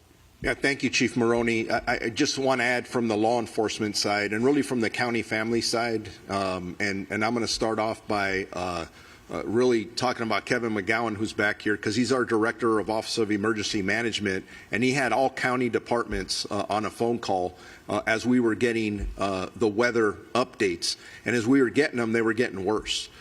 So obviously we did everything we could to plan for the worst. I don't think any of us anticipated it was going to be this bad. And as you see, we're making history here, and not all for the right reasons, right? From a weather perspective, climate perspective, and all those things. But from the law enforcement perspective, we made sure that we had our resources in place. I was on the phone with the chief of the Office of Emergency Services for the state. We were in communication with the California Highway Patrol. We were already putting things in place along with our other partner law enforcement agencies in LA County, which includes my multi-daily conversations with Chief Jim McDonald from the Los Angeles Police Department. So there were a lot of things going on, a lot of moving parts. But remember this, for anybody who's watching, we weren't dealing with one fire, we weren't dealing with two fires, we were dealing with multiple incidences all around our county. And I got to tell you, from a first responder perspective, we're still answering 911 calls. We are still responding to people who are asking for help throughout the entire county of Los Angeles. So I just like to throw this out. And you're going to ask tough questions. We need to answer those tough questions. But man, I'm telling you, I am so proud, and I could speak from the policing side of it, our deputy sheriffs, because most of them haven't had a day off. Most of them haven't seen their families, but they're out there. I've run across many of my employees who have tears in their eyes because they're seeing the devastation, and it's impacting them, it's impacting their families. Not to mention, I've spoken to at least 4 of my employees who have lost their houses, total losses, and I'm getting more of that every day. So I just want to throw that out as we're talking about our preparedness and what we're doing and next steps. This event is unprecedented, and I'm really proud to be part of this county family and the partnerships that we have in the region and the state. I believe our mutual aid systems are second to none in the entire United States. And can I just add one thing onto that? And Chief Maroney, you touched on it. I was at the Rose Bowl yesterday, and that is the command center where all the different agencies are positioned. And I had the opportunity to talk to firefighters throughout the state from CAL FIRE, but also from Kern County, from Santa Clara, and they were talking about the fact that this is a year-round situation, and they stand ready at a moment's notice to drop everything. And they commit to, what I was told, 14 days at any incident. So this is an example of mutual aid, but this is going on constantly, and we are always prepared. And to Chief Maroney's point, even before this fire broke out, they were preparing, knowing that the Santa Ana winds were coming. So we were prepared for what we believe to be a very dire situation. And so I also want to thank you, Chief Maroney, because you did alert us and you had an all hands on deck working with the sheriff. So I just want to make that point clear. Thank you, Supervisor. Did you have a follow-up question? Did he leave? Your follow-up question? Did you have one? Okay. Over here in the back. Hi, I'm Morgan Winsler with ABC News. My question is for Sheriff Luna. Can you provide an update on the ongoing investigations into the fires, into the cause of the fires? And also, are you able to share what potential ignition sources investigators are looking into right now? Yes. As I stand here right now, from the last update I have, it is still absolutely an extremely active and fluid investigation. And what I mean by that is not only do I have assigned detectives working on the multiple fires, but we are working in collaboration with LA County Fire, LA City Fire, the Los Angeles Police Department, the FBI, and the ATF. And they are meeting as we speak. And I can tell you this, that we don't want any gaps in information. Any and every clue is important. And it does give me an opportunity at this point to say this to all of you. If anybody out there has any information on anything suspicious, maybe there's a conversation, maybe there's a social media post, something that you think just doesn't sound right, get it to us. We are not going to leave any rock unturned if this is a criminal act. If, I'm not saying it's going to be. If it is, we need to hold whoever did this or groups responsible. But we're not there yet. This could have been caused by other causes. But everything is absolutely on the table. Thank you. One last question here in front. Hi, Kirsten with KCAL News. Clarification on the alert system. Is it required for residents to go online and sign up? There's no automatic alert. I mean, some people don't have power or access to the internet to do that process. Will they be automatically notified at all if they are in that zone? Yes, the system that we're partnering with the California Office of Emergency Services still has the ability to issue wireless emergency alerts through their process. That is the push notification that goes to cell phones. If people have, right now the best way, if you don't have access to sign up directly with through the internet onto the alert system, would be to call 211 and get assistance through that source. Thank you. That's the end of our press conference. To be clear, if I may, I just want to be clear. You don't have to sign up. You'll get the alerts automatically. Anything that you want in addition, I think what Director McGowan is saying is any clarification that people need, you can go online. If you can't go online, you can call 211, but the alerts are automatically being sent. And you also can't unsubscribe, which is, I know, been frustrating for people too. They want to shut the alerts off as they've been disturbing through that repetitive process. Yeah. All right, and that's LA officials wrapping up a press conference, the first update of the day, the latest on the fires. That was our Kirsten Mitchell actually asking for clarification on the emergency alert system. They started the press conference, Rachel, talking about that because, of course, a lot of people received that erroneous alert on Thursday. They were explaining that they had issues with the system. People, though, continued to receive erroneous alerts yesterday. They explained that the cell towers went back online, and when that happened, some outdated alerts were pushed out, but they say that gotten things straightened out in that fashion. Bottom line is they don't want you to disable these alerts. They say to be sure, sign up for Alert LA County, the notification program put on by the County of Los Angeles. And if you have trouble doing that, you can call 211 for help. Moving on to the progress on these fires, Chief Maroney from LA County Fire updating us on those numbers. Let's start with the Palisades Fire. According to the chief, that fire now stands at almost 22,000 acres, and it is at 11% containment. We've been reporting all morning long. There is flames right now in the Mandeville Canyon area of Brentwood. Our reporter Barry Pintar has been live there all morning long. The chief saying that they have devoted 100 engines to that fire, in addition to 6 Lifeline helicopters. And as Barry was going live, we saw some of those airdrops. In fact, let's go live right now to our Barry Pintar. Barry, where are you now in Brentwood? Yeah, so we're in Mandeville Canyon on Westridge Road. Let me take this down for a moment. I got to tell you, this is the first time since I've been here. Damien, can you shoot this? I want to show you that you were speaking earlier about the airdrops. There's one right there. They are flying, it just feels like feet over our head.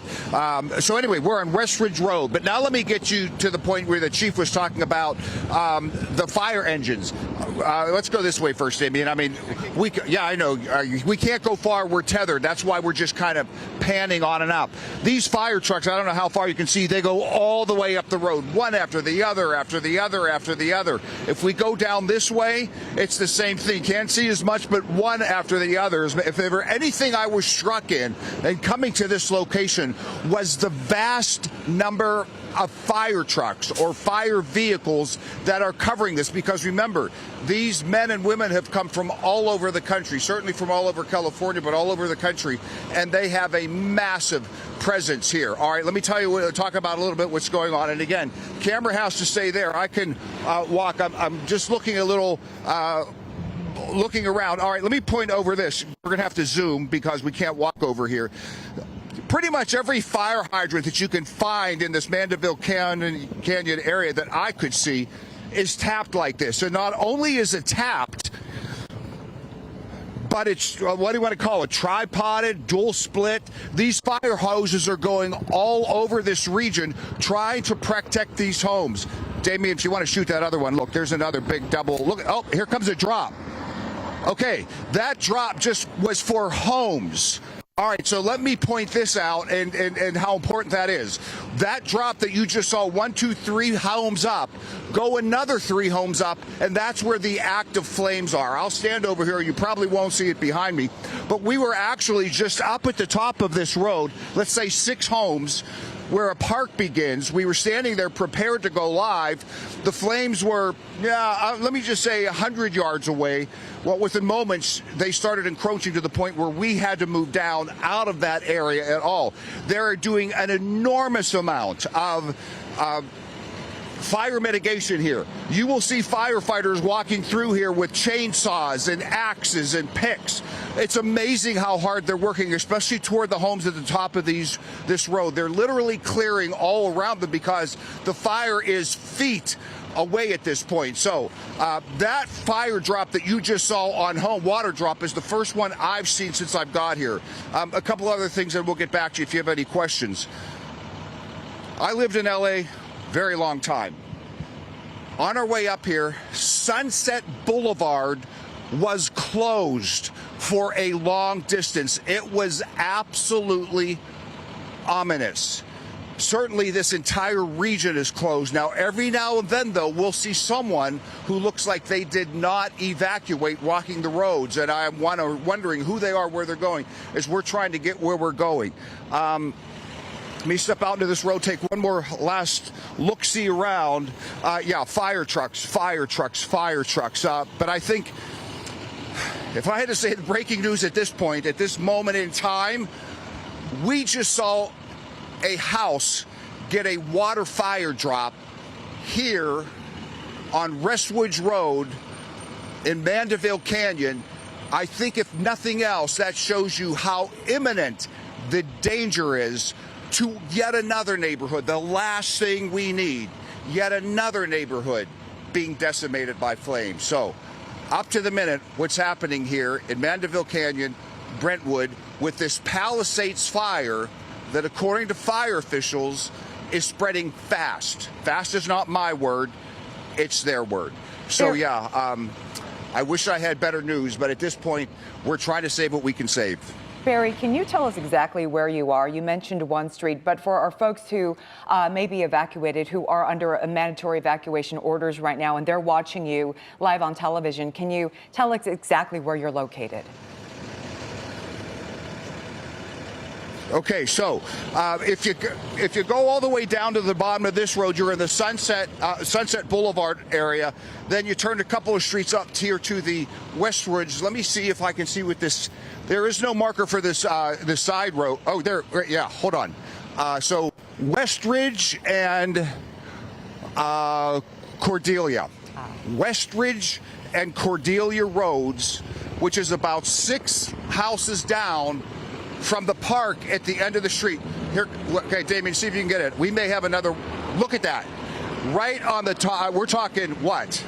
100 feet from the rooftops of these houses. So yeah, that's where we are in terms of how fire officials are seeing in terms of the prospect of these houses. And again, I'm sorry, it's one chopper after another. Again, they diverted 10 air assets as of this morning to this area to fight fire. Now I'm wondering if that hasn't just grown in the last hour itself.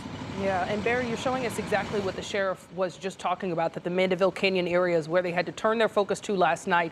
It had 1,000 acres in growth, and they said they were doing direct suppression efforts. So what you're showing us, I think, is exactly what he just referred to in that press conference. We're wondering if you're seeing any people in the area this morning. The sheriff did give that warning again that they do not want to see people driving by to tour these areas or to see what's going on, and also mentioned that now they've made 22 arrests for people in areas that they should not have been in. Are you seeing anyone around this morning? Right. So I'll tell you what I did not see. And again, just that I did not see are people driving around doing the looky-loo thing, if you want to call it that.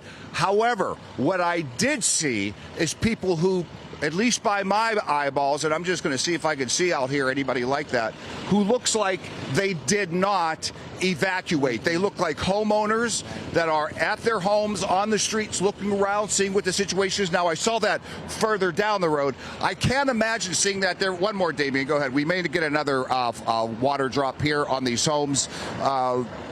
Yeah, so as you can see, every 10 or 15 seconds, these choppers are flying overhead trying to protect these homes. So again, to your question, I saw nobody driving around. And again, as you can imagine, look at some of this firefighting equipment coming up here to the park area that I just talked about. Oh, these look like, yeah. Wow, some mitigation equipment. Again, not only are the firefightings hosing down these hoses, there goes a water drop right there on a house. See it? Right there. Yeah. Again, showing the imminent dangers of these homes. I'm sorry I keep showing you that, but it's just it's shocking. But in addition to these water drops, these firefighters, some of them you're seeing walking around, as I mentioned, they're doing fire mitigation around. They're clearing brush around these homes, trying to save them. And I'll just leave you with this as well. Of course, ask any questions you like. But if it looks like it's snowing here, of course it isn't. The ash is literally coming down. Again, first time I've really felt like I had to wear these since I've been here. So, yeah, very active situation up here for sure. Barry, no need to apologize. You're doing a tremendous job out there reporting for us. Barry, wanted to ask you, you mentioned that you saw maybe a few people who did not evacuate. Is that correct? Yeah. Correct. And you know what? I'm so glad you asked me that, because there was one other thing I wanted to tell you. One of the other things, in addition to Sunset Boulevard being closed, was there was a line of cars waiting to get up in here, a long line of cars lined up on the side of the road waiting to get up in here. And I went up, I think it was an LAPD officer. I said, what is this? They were all people who had previously been evacuated, who are in line because they forgot medication or something important enough that each one has to get a police escort to get back into their homes. Damien, can you go just there? Look. Okay, so obviously, I don't know if you can see, that smoke is right there. We can't see the flames at that moment.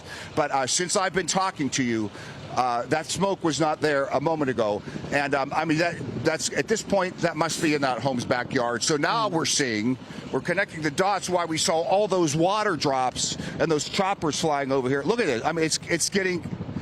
Yeah, it's terrible to see, guys. Again, I lived here a long time. I was actually in the Glendale, Pasadena, Altadena area. There we go.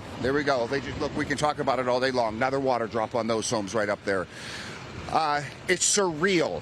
So it's awful to see the neighborhoods that have already been decimated, that are apocalyptic, and here comes the ash blowing in the eyes again. Awful to see. But I got to tell you, it's equally as awful to be in a neighborhood that has the potential. I don't want to say that will, because these firefighters are doing an incredible job of doing everything they can to stop it happen. But to be in a neighborhood where imminently it can look like those horrific images we've been seeing for the last 3 days. So what do we say here? Hopes, prayers, whatever. We're just hoping that happens.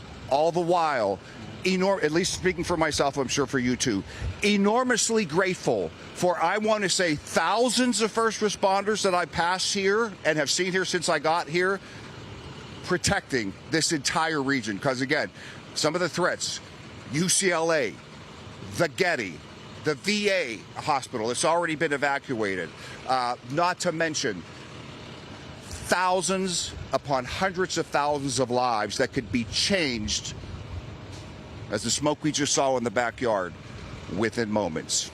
And Barry, That's LA Mayor here Karen live. Bass is expected to speak in a news conference in just a few minutes. But before we go, real briefly, we want to ask you about the winds. They were pretty sporadic throughout the morning. How are they right now? Not sporadic. Damien, if you could, I know we're, okay, so let's go. I don't know if you could see here. Maybe this shows a little better. I was listening to your weathercast. Maybe it was about an hour ago. Oh, they're even more so, if you can see. Yeah, show that. I believe she was talking about gusts up to 24 or 25. I'm certainly not a meteorologist, and I don't know, but at that moment when she said gusts of 24, 25, I was at the top of that ridge, if you remember, and I went, yeah, that feels about right. Again, in my unprofessional opinion, up at this elevation anyway, we've overreached that. Damien, shoot this guy. Would you mind getting this? Again, if you don't mind, that's just one firefighter who could be from anywhere in the country who is here trying to save this neighborhood, walking right to that backyard that we've been looking at. I don't know.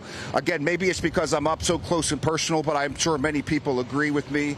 The gratitude, there are no words to the gratitude to the men and women. See, here to your wind question, the wind and the smoke and the flames, they're really coming up now. We're fine, though. I don't want you to think we're not safe. But back to that, the gratitude for these men and women. What do you say? Yeah. Thanks really isn't enough. No, you have. They also have to be exhausted when we think that this firefight started on Tuesday, when they did not have the support of all of the air forces that you're showing us this morning, Barry. I think that's the striking difference, and I'm glad you're pointing that out to us. We also have a larger view, more far out from the fire, right next to you on the screen for viewers to see right now. And some of those shots, when we zoom in, you can see how close it's getting to homes.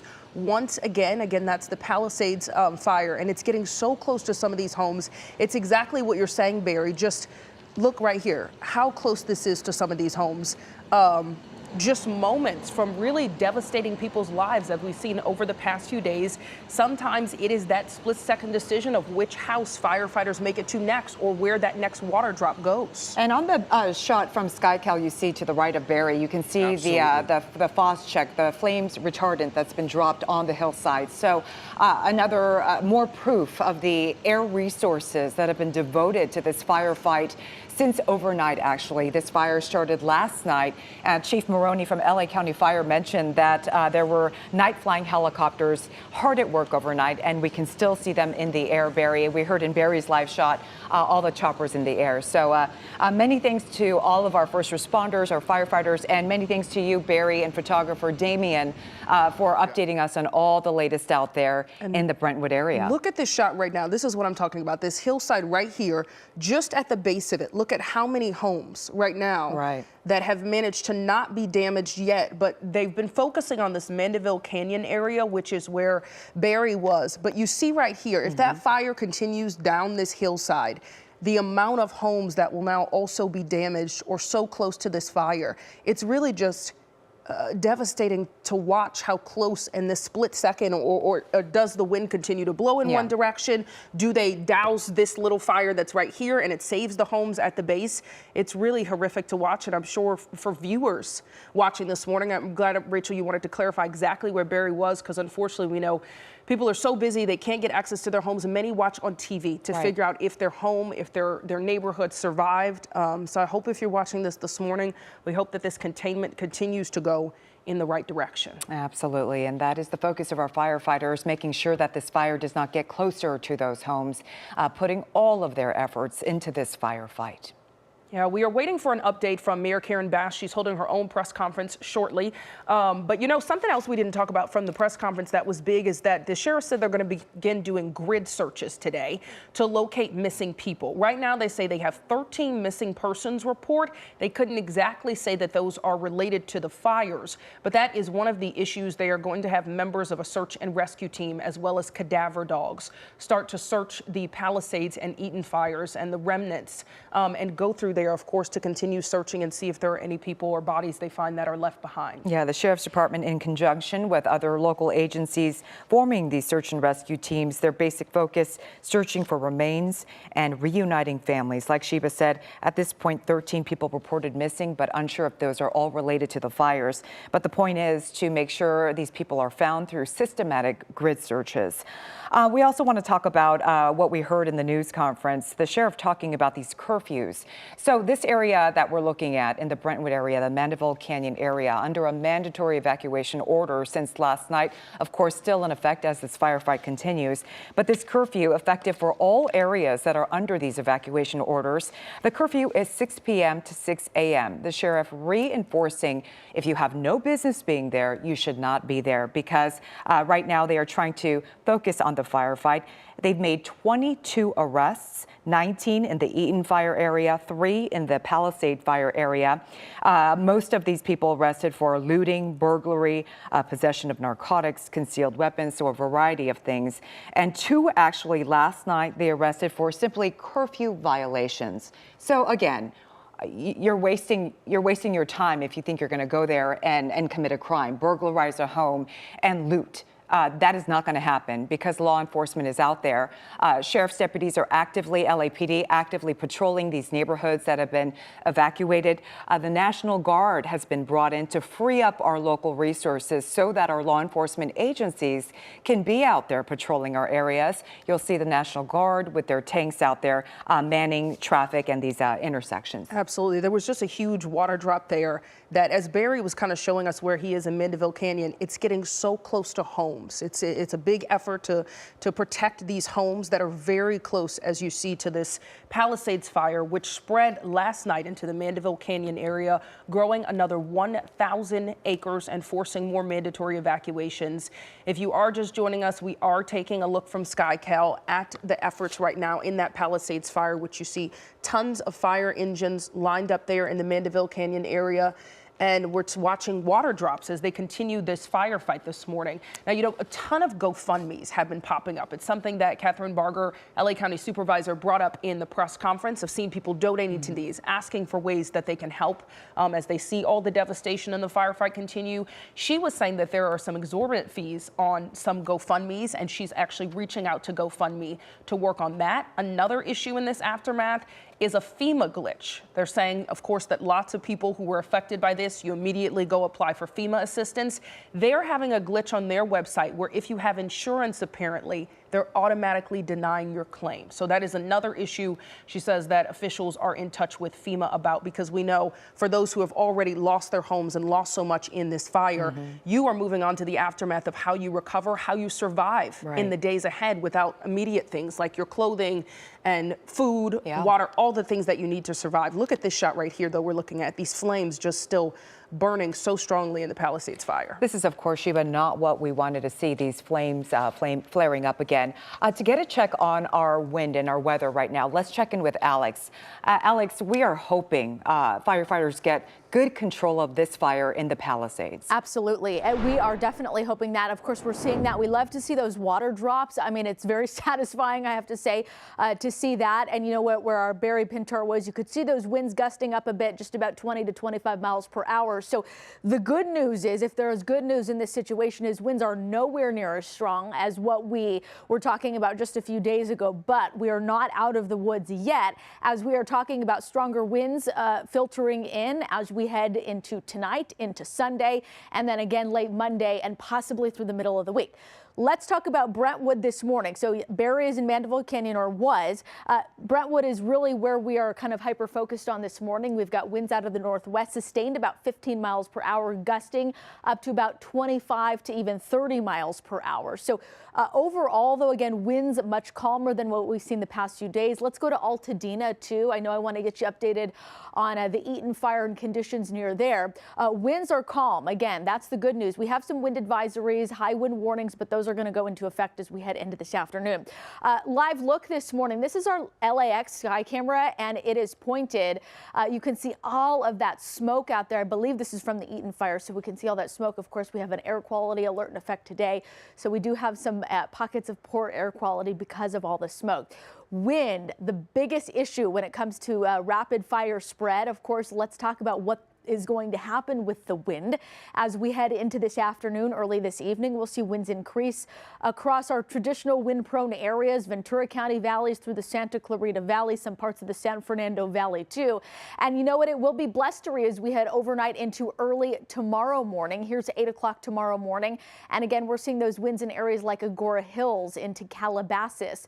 Sunday afternoon, it is breezy across downtown Los Angeles into Glendale and into Santa Monica too. So the fire weather outlook today, we're out of extreme fire weather conditions, but we still have elevated to critical fire weather conditions across much of the region. This includes Los Angeles up through Santa Clarita, up through our local mountains, the Inland Empire, and Inland Orange County too. So the takeaway when you see something like this, it means that not only do we have the wind, the intense wind with us, but we do have the dry conditions, the vegetation, and of course that creates the elevated to critical fire weather conditions. Okay, wind advisory. So that is in effect starting now. It's going to be with us through 2 p.m. Sunday in Santa Clarita, areas like Agora Hills, Calabasas, all the way out toward Westlake Village, and into some of the Ventura County mountains too, the San Fernando Valley for gusts up to 45 miles per hour. Now, an area that could see stronger wind gusts up through our local mountains, Los Angeles County mountains with gusts as strong as 65 miles per hour, and of course the Santa Monica mountains in that high wind warning as well. And you'll notice this is going to be with us through 2 p.m. Sunday. So again, winds ramping up this evening and as we head into tomorrow too. Okay, so air quality is unhealthy to very unhealthy in many areas across the LA basin. That air quality alert, that is with us through 5 p.m. today. I wouldn't be surprised if this gets extended for another day or few days because again, we've got that smoke in the air and that is causing the poor air quality. Next 7 days, temperatures high 60s today and tomorrow. No, temperature's not the big story. We're really watching the wind, the dry conditions, and what I'm watching as we move into this first half of the week is a possibly stronger Santa Ana wind event. Late Monday, Tuesday could continue into Wednesday. So really it's this time frame here that we will be watching too. Once we get past the second half of the week, we're looking to see some improvements, possibly more humidity in the air, and we could see more clouds in the mix too. Models indicating a slight chance we could see a little bit of rain. Really nothing to write home about. Unfortunately, we need a really good storm here to kind of hamper down the fire weather conditions. It doesn't look like we're going to get that. Inland Empire temperatures in the low 70s today, mid 60s, temperatures cooling off, and winds will kick up Monday, Tuesday, and possibly through Wednesday too. Back to you. All right, Alex, thank you so much. As we continue to cover the wildfires burning here in Southern California, we want you to know that KCAL cares. We are partnering with the Red Cross to assist fire victims in need. Now, if you're able to help, please go to redcross.org/KCAL. For more information on how to donate, volunteer, or find shelter, you can call 1-800-RED-CROSS or text Red Cross to 90999. All right, we have so many things that are being impacted by this fire, including water. So we want to talk about that. There are safety concerns about drinking water in the areas affected by these fires. Pasadena Water and Power is now calling the tap water in the evacuation zone unsafe. The pipes melt. They become open sources. Gases from the fire burning can be pulled into the pipes. And those gases contain lots of toxic chemicals of which none of us want to breathe. They can also contaminate the insides of those pipes. Darren Polhemus with the State Water Board says boiling the water won't get rid of heavy metals in the water. So residents must drink bottled water for now. Pasadena Water and Power will have to flush their systems multiple times. And even after that, it could take days or weeks before the tap water is safe again to consume. Well, LA is also under an air quality alert from all the lingering smoke. Health experts say even though you may not see smoke in your area, well, the particulate matter is still there. Young people, older adults, and people with respiratory illnesses are most at risk. And the best way to protect yourself is to limit outdoor time. So even if the fires are not in your area currently, if the winds shift, the poor air can, travel down to you. And so just be vigilant about it and, carry a mask in your car and try to limit exercise activities outdoor as much as possible. Also, remember to close your home and car windows and try to recirculate air in your car. Doctors say wear an N95 mask if you need it. Well, at a press conference just moments ago, LA County Sheriff Robert Luna was very expressive about violating that 6 p.m. to 6 a.m. curfew effective in burn zones or Altadena or Pacific Palisades. He's saying it's a very serious offense if you do that. We ask that all individuals comply with the curfew and stay clear of the affected zones unless you are authorized personnel or emergency responders. Anyone found in violation of this curfew will be subject to arrest for a misdemeanor offense under the county code, and conviction may result in a fine of $1,000 or jail. All right, you just heard from Sheriff Luna. He spoke with other LA County and city leaders at a news conference a short time ago. Let's now go to some live pictures from SkyCal. This is the fire burning, the Palisades fire burning from last night, continuing to burn from last night. This is the Mandeville Canyon area in Brentwood. This is where our reporter Barry Pintar has been reporting from all morning long. You can see that the fire is spreading all that smoke in the air, Sheba. Absolutely. We've seen water drops continue throughout the morning, as it seems, though, that the smoke that we're seeing here is getting so dangerously close to these homes. This was the big update since yesterday. If you tuned out for a bit or went to sleep, that mandatory evacuation order for the Palisades fire was expanded because there was about 1,000 acres in growth in the fire in this Mandeville Canyon area. So that is what we're focused on this morning. The latest numbers is that this fire has burned almost 22,000 acres. It is 11% contained, but as you see right now, that containment is not stopping the fire from continuing to spread in this direct area, which has expanded the evacuation to the Brentwood area. Absolutely. Our Barry Pintar reporting earlier that the evacuation area has extended all the way down to the Encino Reservoir as well as the 405 freeway. So you can just imagine the large area, the large swath of area that are under this mandatory evacuation order. Now, look at all the smoke still coming from the hillsides. We also see some of the red on the hillsides. That's Phos-Check from the air resources that have been dropped onto the hillsides. It's flame retardant, basically, to get the flames out. You can see that there are a number of fire resources on the ground. LA County Chief Maroney saying earlier at the news conference that they have devoted 100 engines to this fire, 6 Lifeline helicopters. They have been flying their helicopters during the night to try and suppress the flames here. From the moment we saw Barry reporting live from about 5 a.m. this morning, correct, Sheba? This fire has certainly grown, unfortunately. What we saw in the beginning were maybe 2 small fires burning on the ridge line, but as you can see, that has significantly grown. Check out all that red flame retardant on the hillside. That is why we went on early this morning, because the fire continued to spread. And right now we want to also check in on the Eaton fire. We're focused on the Palisades fire because that's where the new evacuation warnings were. And as you can see, that firefight is very active right now. All right, we are also waiting for the mayor to give a press conference. So I believe she's stepping to the podium now. So let's get the latest from Mayor Karen Bass.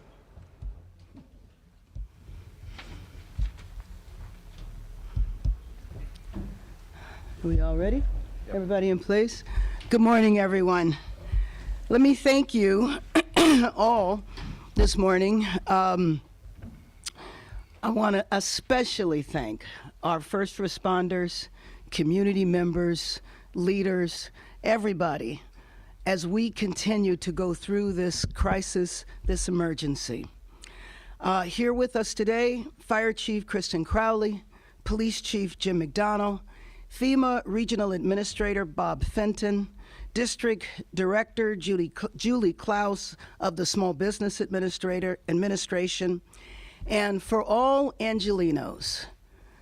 We are hurting, grief, still in shock and angry, and I am too. The devastation that our city has faced. But in spite of the grief, in spite of the anger, in spite of the shock, we have got to stay focused until this time passes, until the fires are out. Now, we need to stay focused, but I will say that when the fires are out, make no mistake, we will have a full accounting of what worked and especially what did not. And I know that this is a top priority of the people that are here behind me and the firefighters and the first responders that are on the front line. There is nothing that I will not do for the city where I was born and raised. And I know that that goes for all of us. So let me be clear about something. The fire chief and I are focused on fighting these fires and saving lives, and any differences that we might have will be worked out in private. But right now, our first and most important obligation to Angelenos is to get through this crisis. When the fire is out, there will be time for us to evaluate, but at the same time, we also must begin the recovery effort, and there'll be more to come from that in the next few days. So you saw last night that the fires intensified. The Palisades Fire expanded, leading to additional evacuations in Encino and parts of Brentwood. But despite the flare-up, relentless air and ground assaults has led to increased containment of the fire. Emergency shelter is open at the Lanark Regional Recreational Center in Canoga Park. We are updating on lacity.gov with information about assistance and up-to-date evacuations. The Hearst Fire is now 76% contained, and the Sunset Fire is almost 100% contained. FEMA teams are on the ground providing in-person support, helping Angelenos apply for disaster relief at the Westwood Recreation Center and Ritchie Valens Park. The Small Business Administration is now offering home disaster loans, business disaster loans, and economic injury disaster loans, which can be applied for at lending, sba.gov. Let me repeat that, lending, sba.gov. And the National Guard is here too, helping relieve our firefighters and secure the perimeter of our evacuation zones, aiding our Los Angeles police officers in having zero tolerance for crime. And let me just say that again, zero tolerance for crime. And so that means if you are bold enough that you are going to go into a fire area and attempt to break in homes or do looting of any type, you will be arrested, you will be prosecuted to the full extent of the law. In the grief, in the anger, in the pain that we are going through, the idea that there would be predators out there that would try to take advantage of this situation will not be tolerated. I want the people of Los Angeles to know that your emergency departments are working as hard and as fast as they can for you. We are a city, Los Angeles. We have been through tragedies before. I remember 1992, the civil unrest, when we had to rebuild the city. I remember 1994, the big earthquake. This tragic event will bring us together. We will stay together. We will get through the fires, and then we will rebuild our city, and we will rebuild our city even better. With that, let me introduce our fire chief, Kristen Crowley.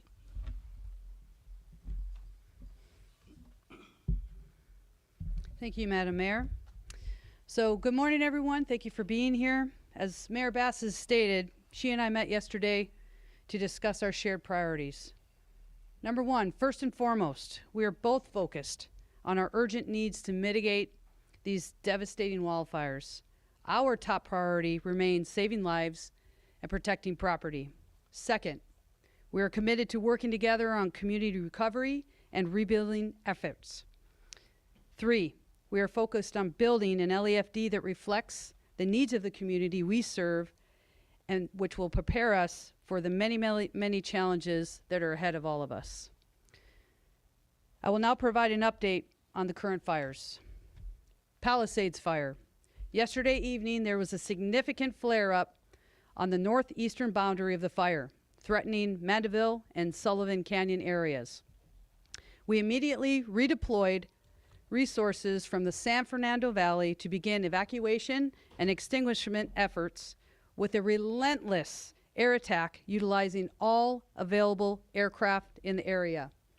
I can now report that we have increased the fire's containment from 8% to 11% with 3,712 personnel that are assigned to this incident. The fire is now at 22,660 acres with all evacuation orders and warnings. They all remain in place. The Hearst fire, 799 acres, 76% contained. 2 structures were damaged. 305 personnel are assigned to that incident. Sunset fire, halted, and I want to focus on that word, halted and stopped at 42 acres, 100% contained due to the due diligence of our first responders that are out there doing their work. Currently in the mop-up and patrol status and no active threat to the public. Now looking forward, over the next few days and into the next week, we will be facing another critical weather event. I want to assure the residents within our incredible city of Los Angeles that Mayor Bass, Chief McDonald, and I are in lockstep together, and that we will utilize every single resource at our disposal to ensure public safety and that we holistically protect Angelenos. Thank you, everyone. And next, I have the honor to introduce Police Chief McDonald. Thank you, Chief, very much. As we navigate this challenging time, our primary focus remains the safety and security of our community. We're committed to protecting lives, safeguarding property, and maintaining order in the areas affected by the fires. Determining the cause of these fires is critical, and to that end, Mayor Bass, Chief Crowley, and I are announcing, in conjunction with our partner agencies, the creation of the Los Angeles Regional Wildfire Investigative Task Force. This task force is made up of local, state, and federal partners designed to investigate the cause of these fires and to see if there's any connection between them. The task force will be made up of, or is made up of, investigators from the Bureau of Alcohol, Tobacco, Firearms, and Explosives, CAL FIRE, the Los Angeles Fire Department Arson Counterterrorism Section, Los Angeles County Fire Department Arson, Los Angeles Police Department Major Crimes Division, and the Los Angeles Sheriff's Department Arson and Explosives. Just announced this morning, or decided this morning, that the ATF will take over as lead agency on that. They have tremendous resources and expertise and can bring in resources from across the country to do their investigation. So we're very thankful for them and their resources. The LAPD remains on tactical alert, and we have dedicated resources to ensure the safety of our law enforcement and city, state, and federal public safety partners. LAPD officers are actively patrolling these areas around the clock. These efforts include enhanced visibility in evacuation zones and neighborhoods where homes and businesses are vacant. We're deploying marked and unmarked vehicles as well as foot patrols to ensure a strong presence and swift response to any issues that arise. LAPD currently has over 600 officers deployed to these areas, with support from Port Police, who provided personnel, and the National Guard, who've provided 40 personnel at various posts throughout the Palisades, and we're truly grateful for their support also. We've continued to respond to radio calls with reports of looting, although I'm happy to share that so far none have been substantiated in that fashion. Let me be clear on this, and the mayor just talked about it. We do have a zero tolerance policy for anybody attempting to exploit this crisis. Looting and other illegal activities will not be tolerated, and we've taken significant steps to prevent such behavior. Additional patrols are actively monitoring evacuated areas, and we've implemented a system of surveillance and rapid response. LAPD is enforcing a curfew in Los Angeles city areas where mandatory evacuations are still in place. The curfew will run from 6 p.m. to 6 a.m. Last night, we arrested a total of 5 people for crimes involving curfew violation in the Palisades burn area. I want to remind everybody that unless you are public safety personnel or another type of disaster worker, you have no reason to be at these locations, and if we see you in those areas, you will be subject to arrest. Any person who refuses or willfully neglects to obey the curfew order in effect in any evacuation order zone or evacuation warning zone within the City of Los Angeles will be physically booked for a violation of California Government Code Section 8665. A violation of curfew order is a misdemeanor punishable by a fine and potentially imprisonment for up to 6 months, or both. The countywide curfew order is enforceable in the City of Los Angeles by LAPD officers. Enforcing a curfew is an important tool that will help keep the burn areas and evacuated property secure, keeping looters out. This effort also helps protect public safety personnel who are operating in darkness and in very difficult circumstances. I want to reassure everybody that your safety and security of your property remains our top priority. We understand the stress and uncertainty you are feeling, and we're doing everything in our power to protect what matters to you. I urge you to continue following safety guidelines issued by our emergency management partners and abide by any security checks and screenings. These measures are in place to protect lives and to allow first responders to do their jobs more effectively. In closing, I want to thank our officers who continue to work extended hours in a challenging environment, the National Guard, and all of our partners, particularly our fire partners, for their tireless efforts in responding to this crisis.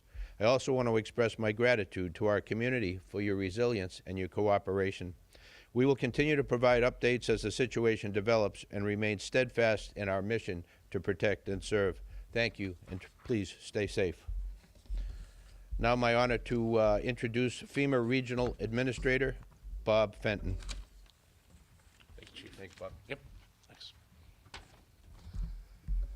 Well, let me start out by saying our hearts go out to everyone affected by the wildfires. And as our administrator yesterday said, we're committed to be here to help the community recover as long as it takes. One of the things that's important to us is having a strong relationship with not only the mayor, all communities in the state, and delivering assistance to those communities that have been affected, and we'll continue to make sure that we're here to do that. In addition to providing support on the response side, one of the areas that we're focusing now on our priority is to help those that have been affected by this event. And one of the ways we do that is through our individual assistance program. I want to start off with how to apply to that program. So the easiest way is to go to the website to disasterassistance.gov and apply there. You can also download the FEMA app and use that to apply, or you can phone our 1-800-621-3362 number to apply for assistance. We've already had over 16,000 applications as of this morning, and we'll continue to take registrations into our system, and we'll be probably reaching out to many of those individuals. Those who have that are insured, I urge you to go ahead and call your insurance company first, as you'll need that information through the registration process with FEMA as you go through that application process. One of the positive things that have happened in some of the changes of our legislation is we can help those that are underinsured, which I suspect will be a significant need here from these fires. FEMA is starting to expedite serious needs assistance. It's a one-time payment that helps survivors with costs associated to disaster-related needs, such as whether it's water, food, infant formula, things you had to purchase as you evacuated, and that's a one-time payment. Other forms of assistance include displacement assistance to help with hotel costs, minimal repairs to your house, other needs assistance, costs for if you have medical bills from this event, the unfortunate funeral costs that will come for some. If you lost your car in this event, you could go ahead and put that in for assistance from FEMA. And then ultimately, as we've seen the great devastation and loss of housing, temporary housing, whether it be through our rental assistance programs or other forms of temporary housing, that we'll work with the city, the county on how to provide those in the best way that meets the needs of the community here. So I'm working closely with the state and county and the city to ensure that we bring not only the full weight of the federal government, but working with community partners to make sure that we bring the resources that are needed to help recover. We are sending staff out to the field to help individuals register for our program. We'll start with going to the shelters and some of the other places, and we'll expand out and help individuals that need help registering. However, I urge you to go to the 3 locations I gave you, register online or register through the 1-800 number, as it's better to register before coming in and asking for extra technical assistance. Ultimately, we will work with the county and the city to set up local assistance centers where we'll have in-processing centers to help with your application. Lastly, I just want to continue to reiterate, we are here for the long term. We're here to financially support the response costs and to help individuals recover from the fire, and have the full weight of the federal government behind me to support any needs that the state or the county or the city have in response to these fires. Thank you.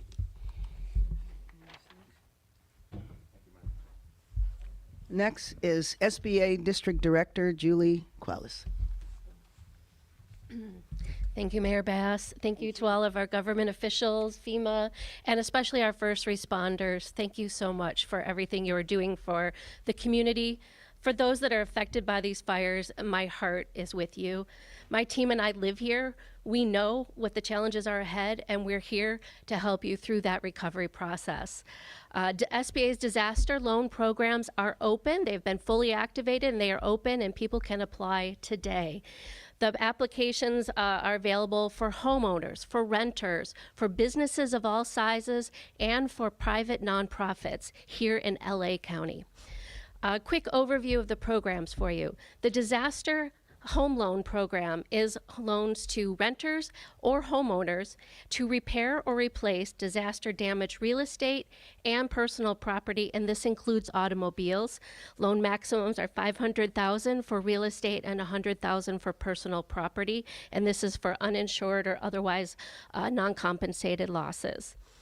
Business physical disaster loans are also available for businesses of all sizes to repair or replace their disaster damaged property, including the real estate, inventory, supplies, machinery, and equipment.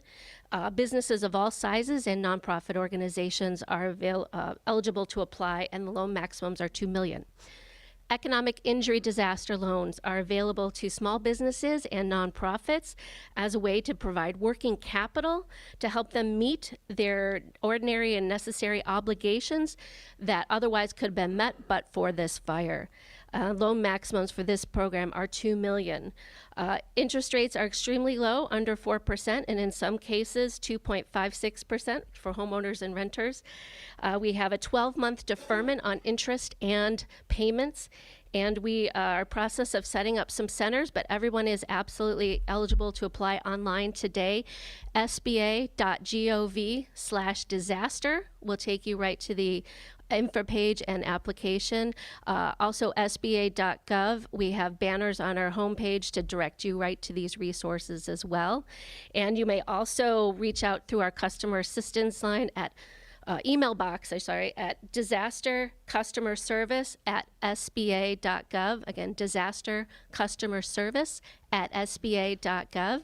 And we also have our cadre of business advisors through small business development centers, women business centers, veteran business outreach centers, and SCORE, who are all over the county with free business assistance ready to support any business concerns you may have, from recovery and rebuilding to applying for any of the assistance we talked about today.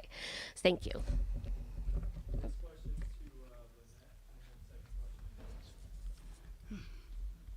Lynette? Who is Lynette? Oh, there you are. Yes.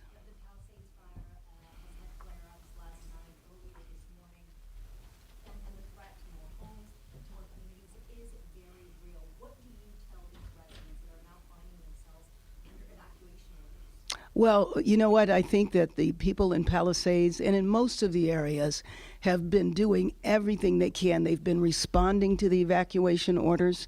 I think that is critical that they do that. We know that those people who stay behind might not be able to get out.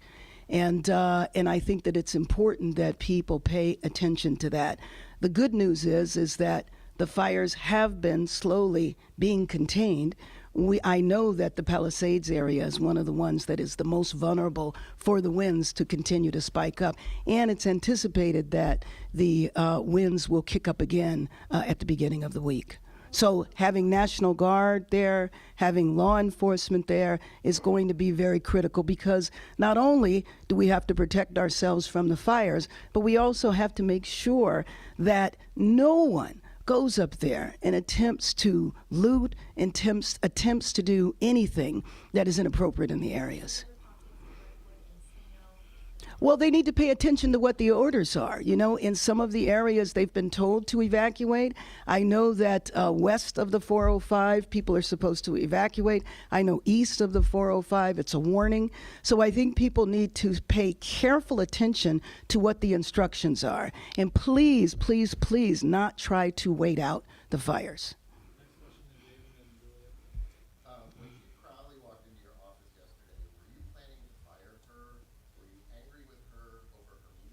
Oh my goodness.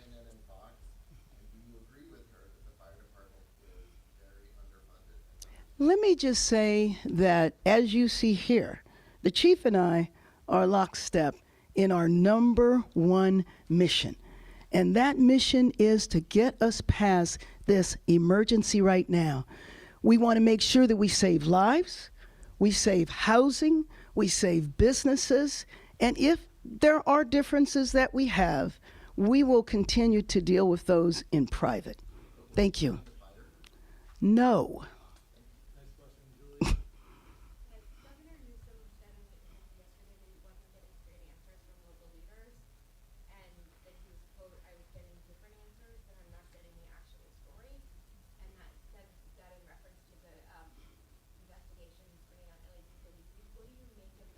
First of all, I have no idea as to what he means when he says he's getting different answers from different people.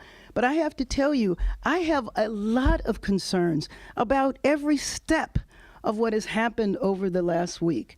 Again, we have to stay focused on the #1 mission, which is getting through this crisis, keeping people safe. Examining what happened, I want a full investigation of every level. So I'll follow up with the governor to find out exactly what he means, but I do not know. Yeah,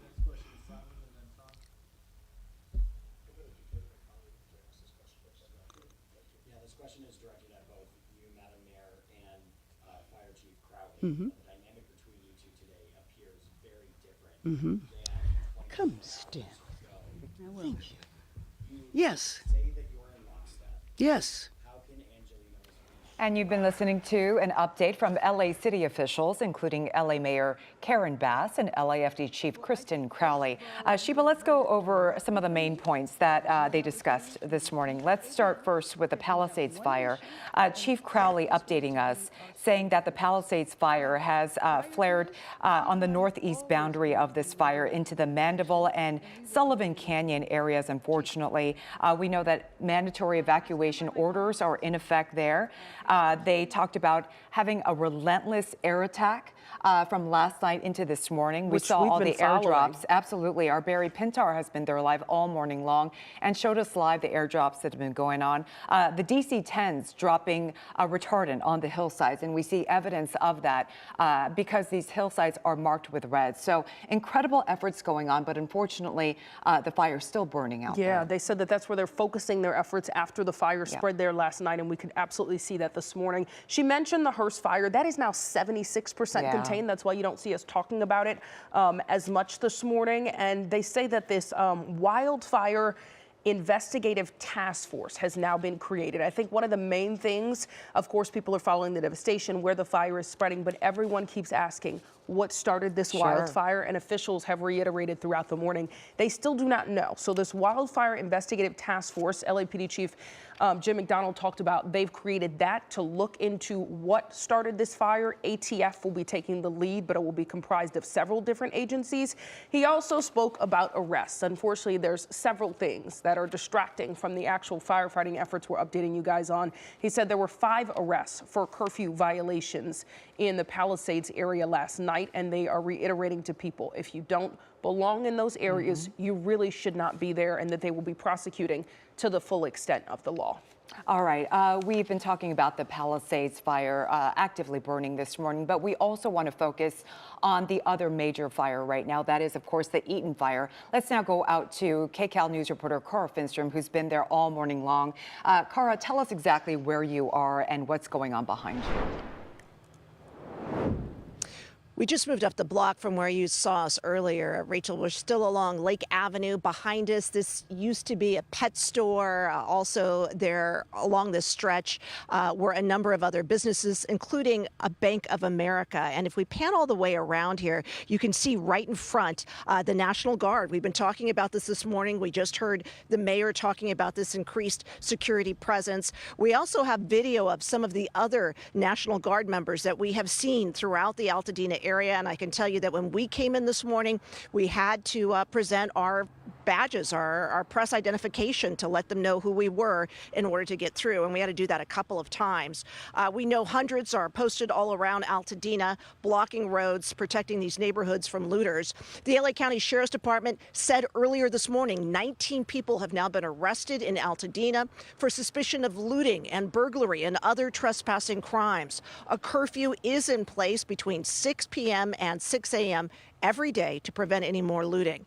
Now, at the same time, firefighters have made progress against this fire. It is now 15% contained. Here's what we heard earlier this morning. The audacity for them to come in and try to pick off somebody who suffered so much is just unacceptable, and it shows that they have no respect for us and no compassion. And actually, we heard some different sound there. We heard from a resident who just very frustrated with some of the looting that has been taking place. Some of the looters tried to break into his home. Want to bring you back out here live, actually, and give you a look at this structure here. This is a historic structure here in Altadena. It used to be the public library, and you can see it's one of the structures that burned. Fortunately, the two buildings that are currently serving as branches of the library, those both survived and all the books inside of them. So some good news there.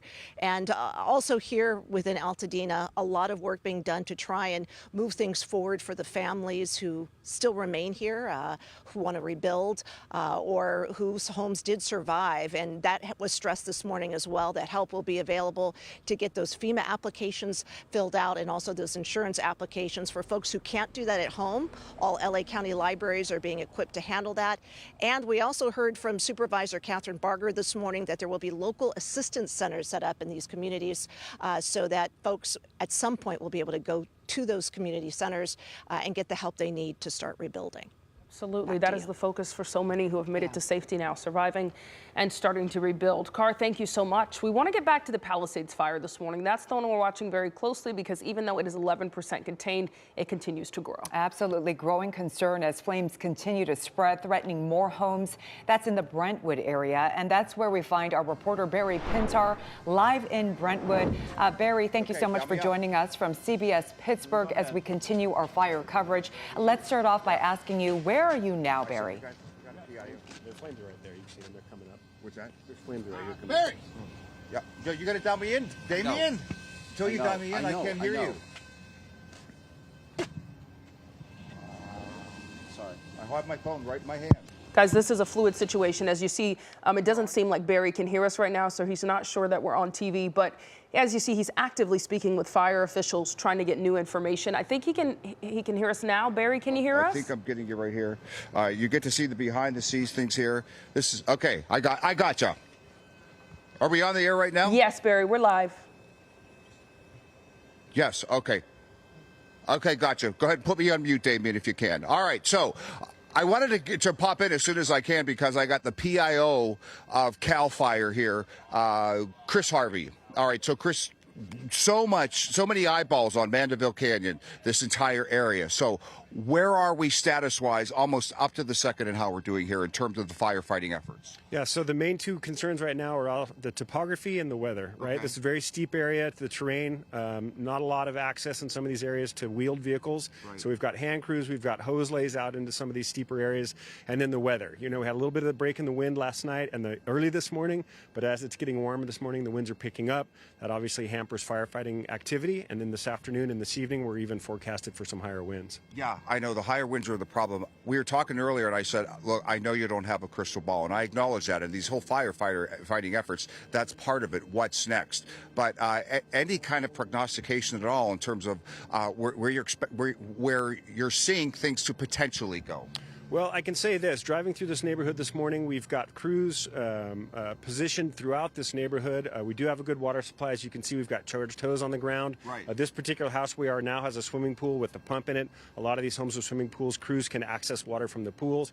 And so we've got, hand crews, like I said, on the ground. We have fire engines, and then we've got this, heavy air attack that's also helping us out here. Yeah, one last question. Damien, if you could just shoot down to this neighborhood. So we're seeing a lot of structures, a lot of homes. What is and as we look up, we can see, this is for my information, are those hills burned already, for lack of a better way of saying it? And is that a good thing or bad thing? And I see a lot of lush greenery coming up to the back of those homes. I'm imagining that is somewhat of a challenge because we're seeing a lot of fire mitigation going on with a lot of the crews. Yeah, so you can see specifically where we're talking about now, that farther hillside has been burned, and then you can see that stripe of retardant right down the middle of the valley there, where they've dropped heavy retardant drops down there, and then the fire on this side of the ridge that's burning up the ridge towards us here. So again, crews positioned throughout this neighborhood. I do know that we have a good water supply. I've seen a lot of engines hooked to hydrants with full hoses, and so I feel like we've got a pretty good presence in this neighborhood, prepared for whatever the weather may bring us, the main thing. All right, Chris, thank you very much for your time. I really appreciate it. All right, guys, so, one of the things that I'll show you that I find it interesting that Chris talked about, Damien, if you have to stand there, you're mobile?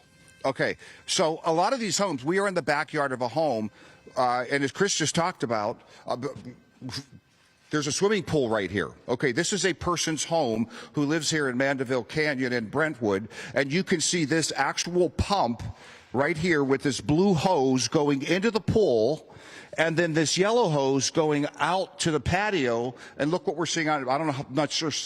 Actually, Damien, since you're live, why don't we just pop out here? You can see firefighters here working to save this area. Okay, now as we pan down there, what are we talking about? Look, there's flames right, what is that, a football field away from the patio that we're standing on this home, again, with this extreme terrain. Now, as Chris pointed out, in terms of fire mitigation, if you pan over this way here, you can see those trees that almost look like autumn. There has already been a drop of, what is it, Chris, fire retardant? Is that, Chris? What do you call it, fire retardant? What would you call that? Down in the valley, that stripe of the dark red that you see, that's a retardant drop that's been made directly up the valley here. And so that's designed to create that fire break along that valley's edge there. So you can see the color in the trees is the retardant drop. Yeah, that's fascinating. And now these choppers that we're seeing, and then I will let you go, I promise. These choppers that we're seeing, they're doing water drops. Is that right? That's correct. So they're going to water drop. We get this kind of circular pattern. This is the first one you're going to see, and if we stay on the shot, there'll probably be 2 or 3 more behind them. They go, they pick up water, they fly in the circular pattern. He's going to drop right here in front of us, I'm sure, and they're just going to keep coming through here to keep this knocked down. All right, so literally over our heads to the point where we can feel the spray, they're doing water drops. And is that primarily what we're seeing right now, are the water drops? That's correct, yeah. As long as these rotor wing aircraft are in this area, we're not going to see the fixed wing come in over the top of them. They're going to be able to drop with greater precision, this water, and closer to the actual flames. And so you're going to see a rotor wing in this area for the next probably several minutes. And within seconds, here's another one, water drop coming right by. Okay, incredible.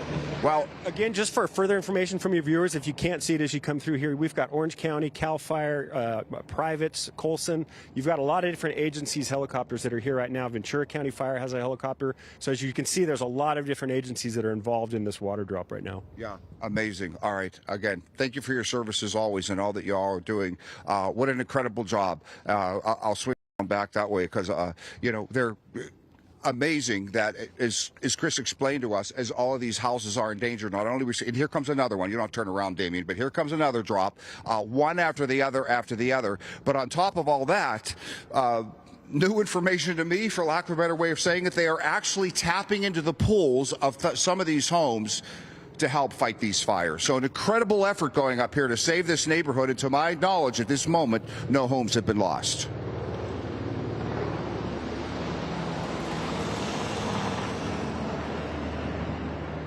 Pools now as part of that firefight. Guys, if you're talking to me, I apologize. I can't. Oh, I just got you back. Go ahead. Okay, Barry, I was just saying, I was just going to ask why they were at that specific house, but you just explained it. They're using the pools now as part of the firefight, which just tells you, we learned in that press conference earlier this morning, this is where the focus of the firefight is after it spread into this area overnight, and there's so many resources there right now.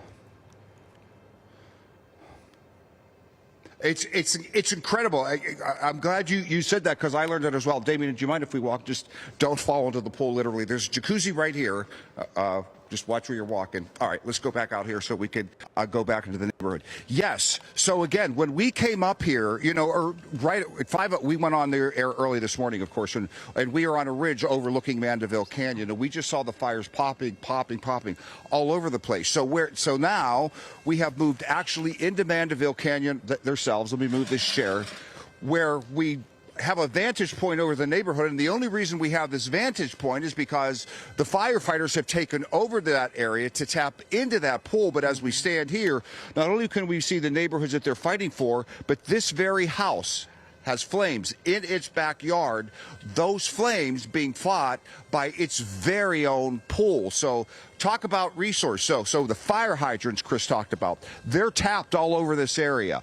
The water drops we're seeing within seconds of each other, in addition to swimming pools. So, yeah, they are doing everything in their power to fight these fires. So, again, as of this morning, 10 additional air assets were taken from other locations and brought here to fight this fire, as well as 2 field crews. And, again, if you saw earlier the live shot we did, these streets are lined back to back to back with firefighters and fire vehicles to save these homes. And so far, I'm happy to say, so good. But even as Chris talks about, okay, we see these palm tree leaves right here. The unfortunate thing is this, what you're seeing right here, the wind. The wind is blowing. So as they're trying to fight these fires, and as we know, again, I've mentioned it before on Tuesday, not what it was Tuesday and Wednesday when we had Santa Ana winds with gusts up to hurricane force 100 miles an hour.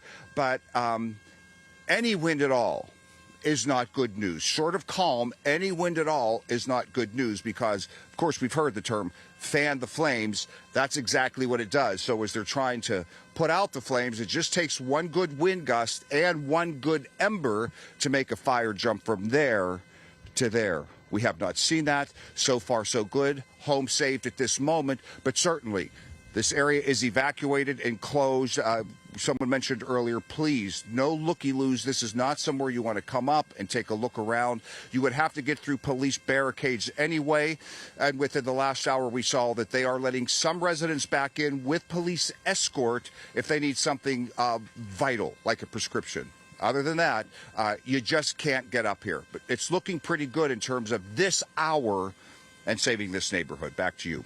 And Barry, I tried to ask you earlier, but I know you were having IFB problems. Can you tell us exactly where you are so our viewers at home can get an idea? Yeah, so, you know, if you go up Sunset Boulevard, you know, the name of the street escapes me. I'll have to check and let you know. Last time we were there earlier. If you remember where we were last time at that intersection, and I said, look down this driveway, you're going to see all that smoke. It looks like there's a fire in that backyard. We are actually now physically in that backyard from that location where we were earlier. But if I can be specific, if you go all the way to the top of Mandeville Canyon, we're 6 houses down from the top of Mandeville Canyon where you can enter the park and go on the trail. So pretty much as high up as you can get is our location right now. I believe earlier you told us you were at Westridge and Cordelia Road. So, yeah, thank you for that. Gives us a good perspective, exactly what's going on and where. Yes. That's exactly where it is. And again, yes, we know you're moving very quickly that, yes. following that firefight. Barry, thank you so much. We know that Barry went into that home because firefighters are actually tapping into the pools in some of those homes in Brentwood to help with the firefight there after that Palisades Fire expanded into the Brentwood area last night. Yeah, Chief Crowley gave us an update a short time ago at a news conference saying that the Palisades Fire has now burned up to 22,000 22,000 acres, 22,000 acres. And overnight, this fire has flared up into the northeast boundary of the Palisades Fire. So this is the Mandeville Canyon and Sullivan Canyon areas, the Brentwood area, which is currently under a mandatory evacuation order. Absolutely. You know, in that press conference, Mayor Karen Bass got several questions about her relationship with Chief Crowley. Of course, that sparked last night after neither one of them showed up at a press conference. They did say that they met in private, but she really deflected from the conversations around the politics and anything going on between them, saying that the focus is on the firefight and getting this fire put out right now. And we are turning over to CBS programming right now, but you can keep watching our live continuing coverage of the Southern California wildfires on KCAL, kcalnews.com, also streaming free on CBS News Los Angeles.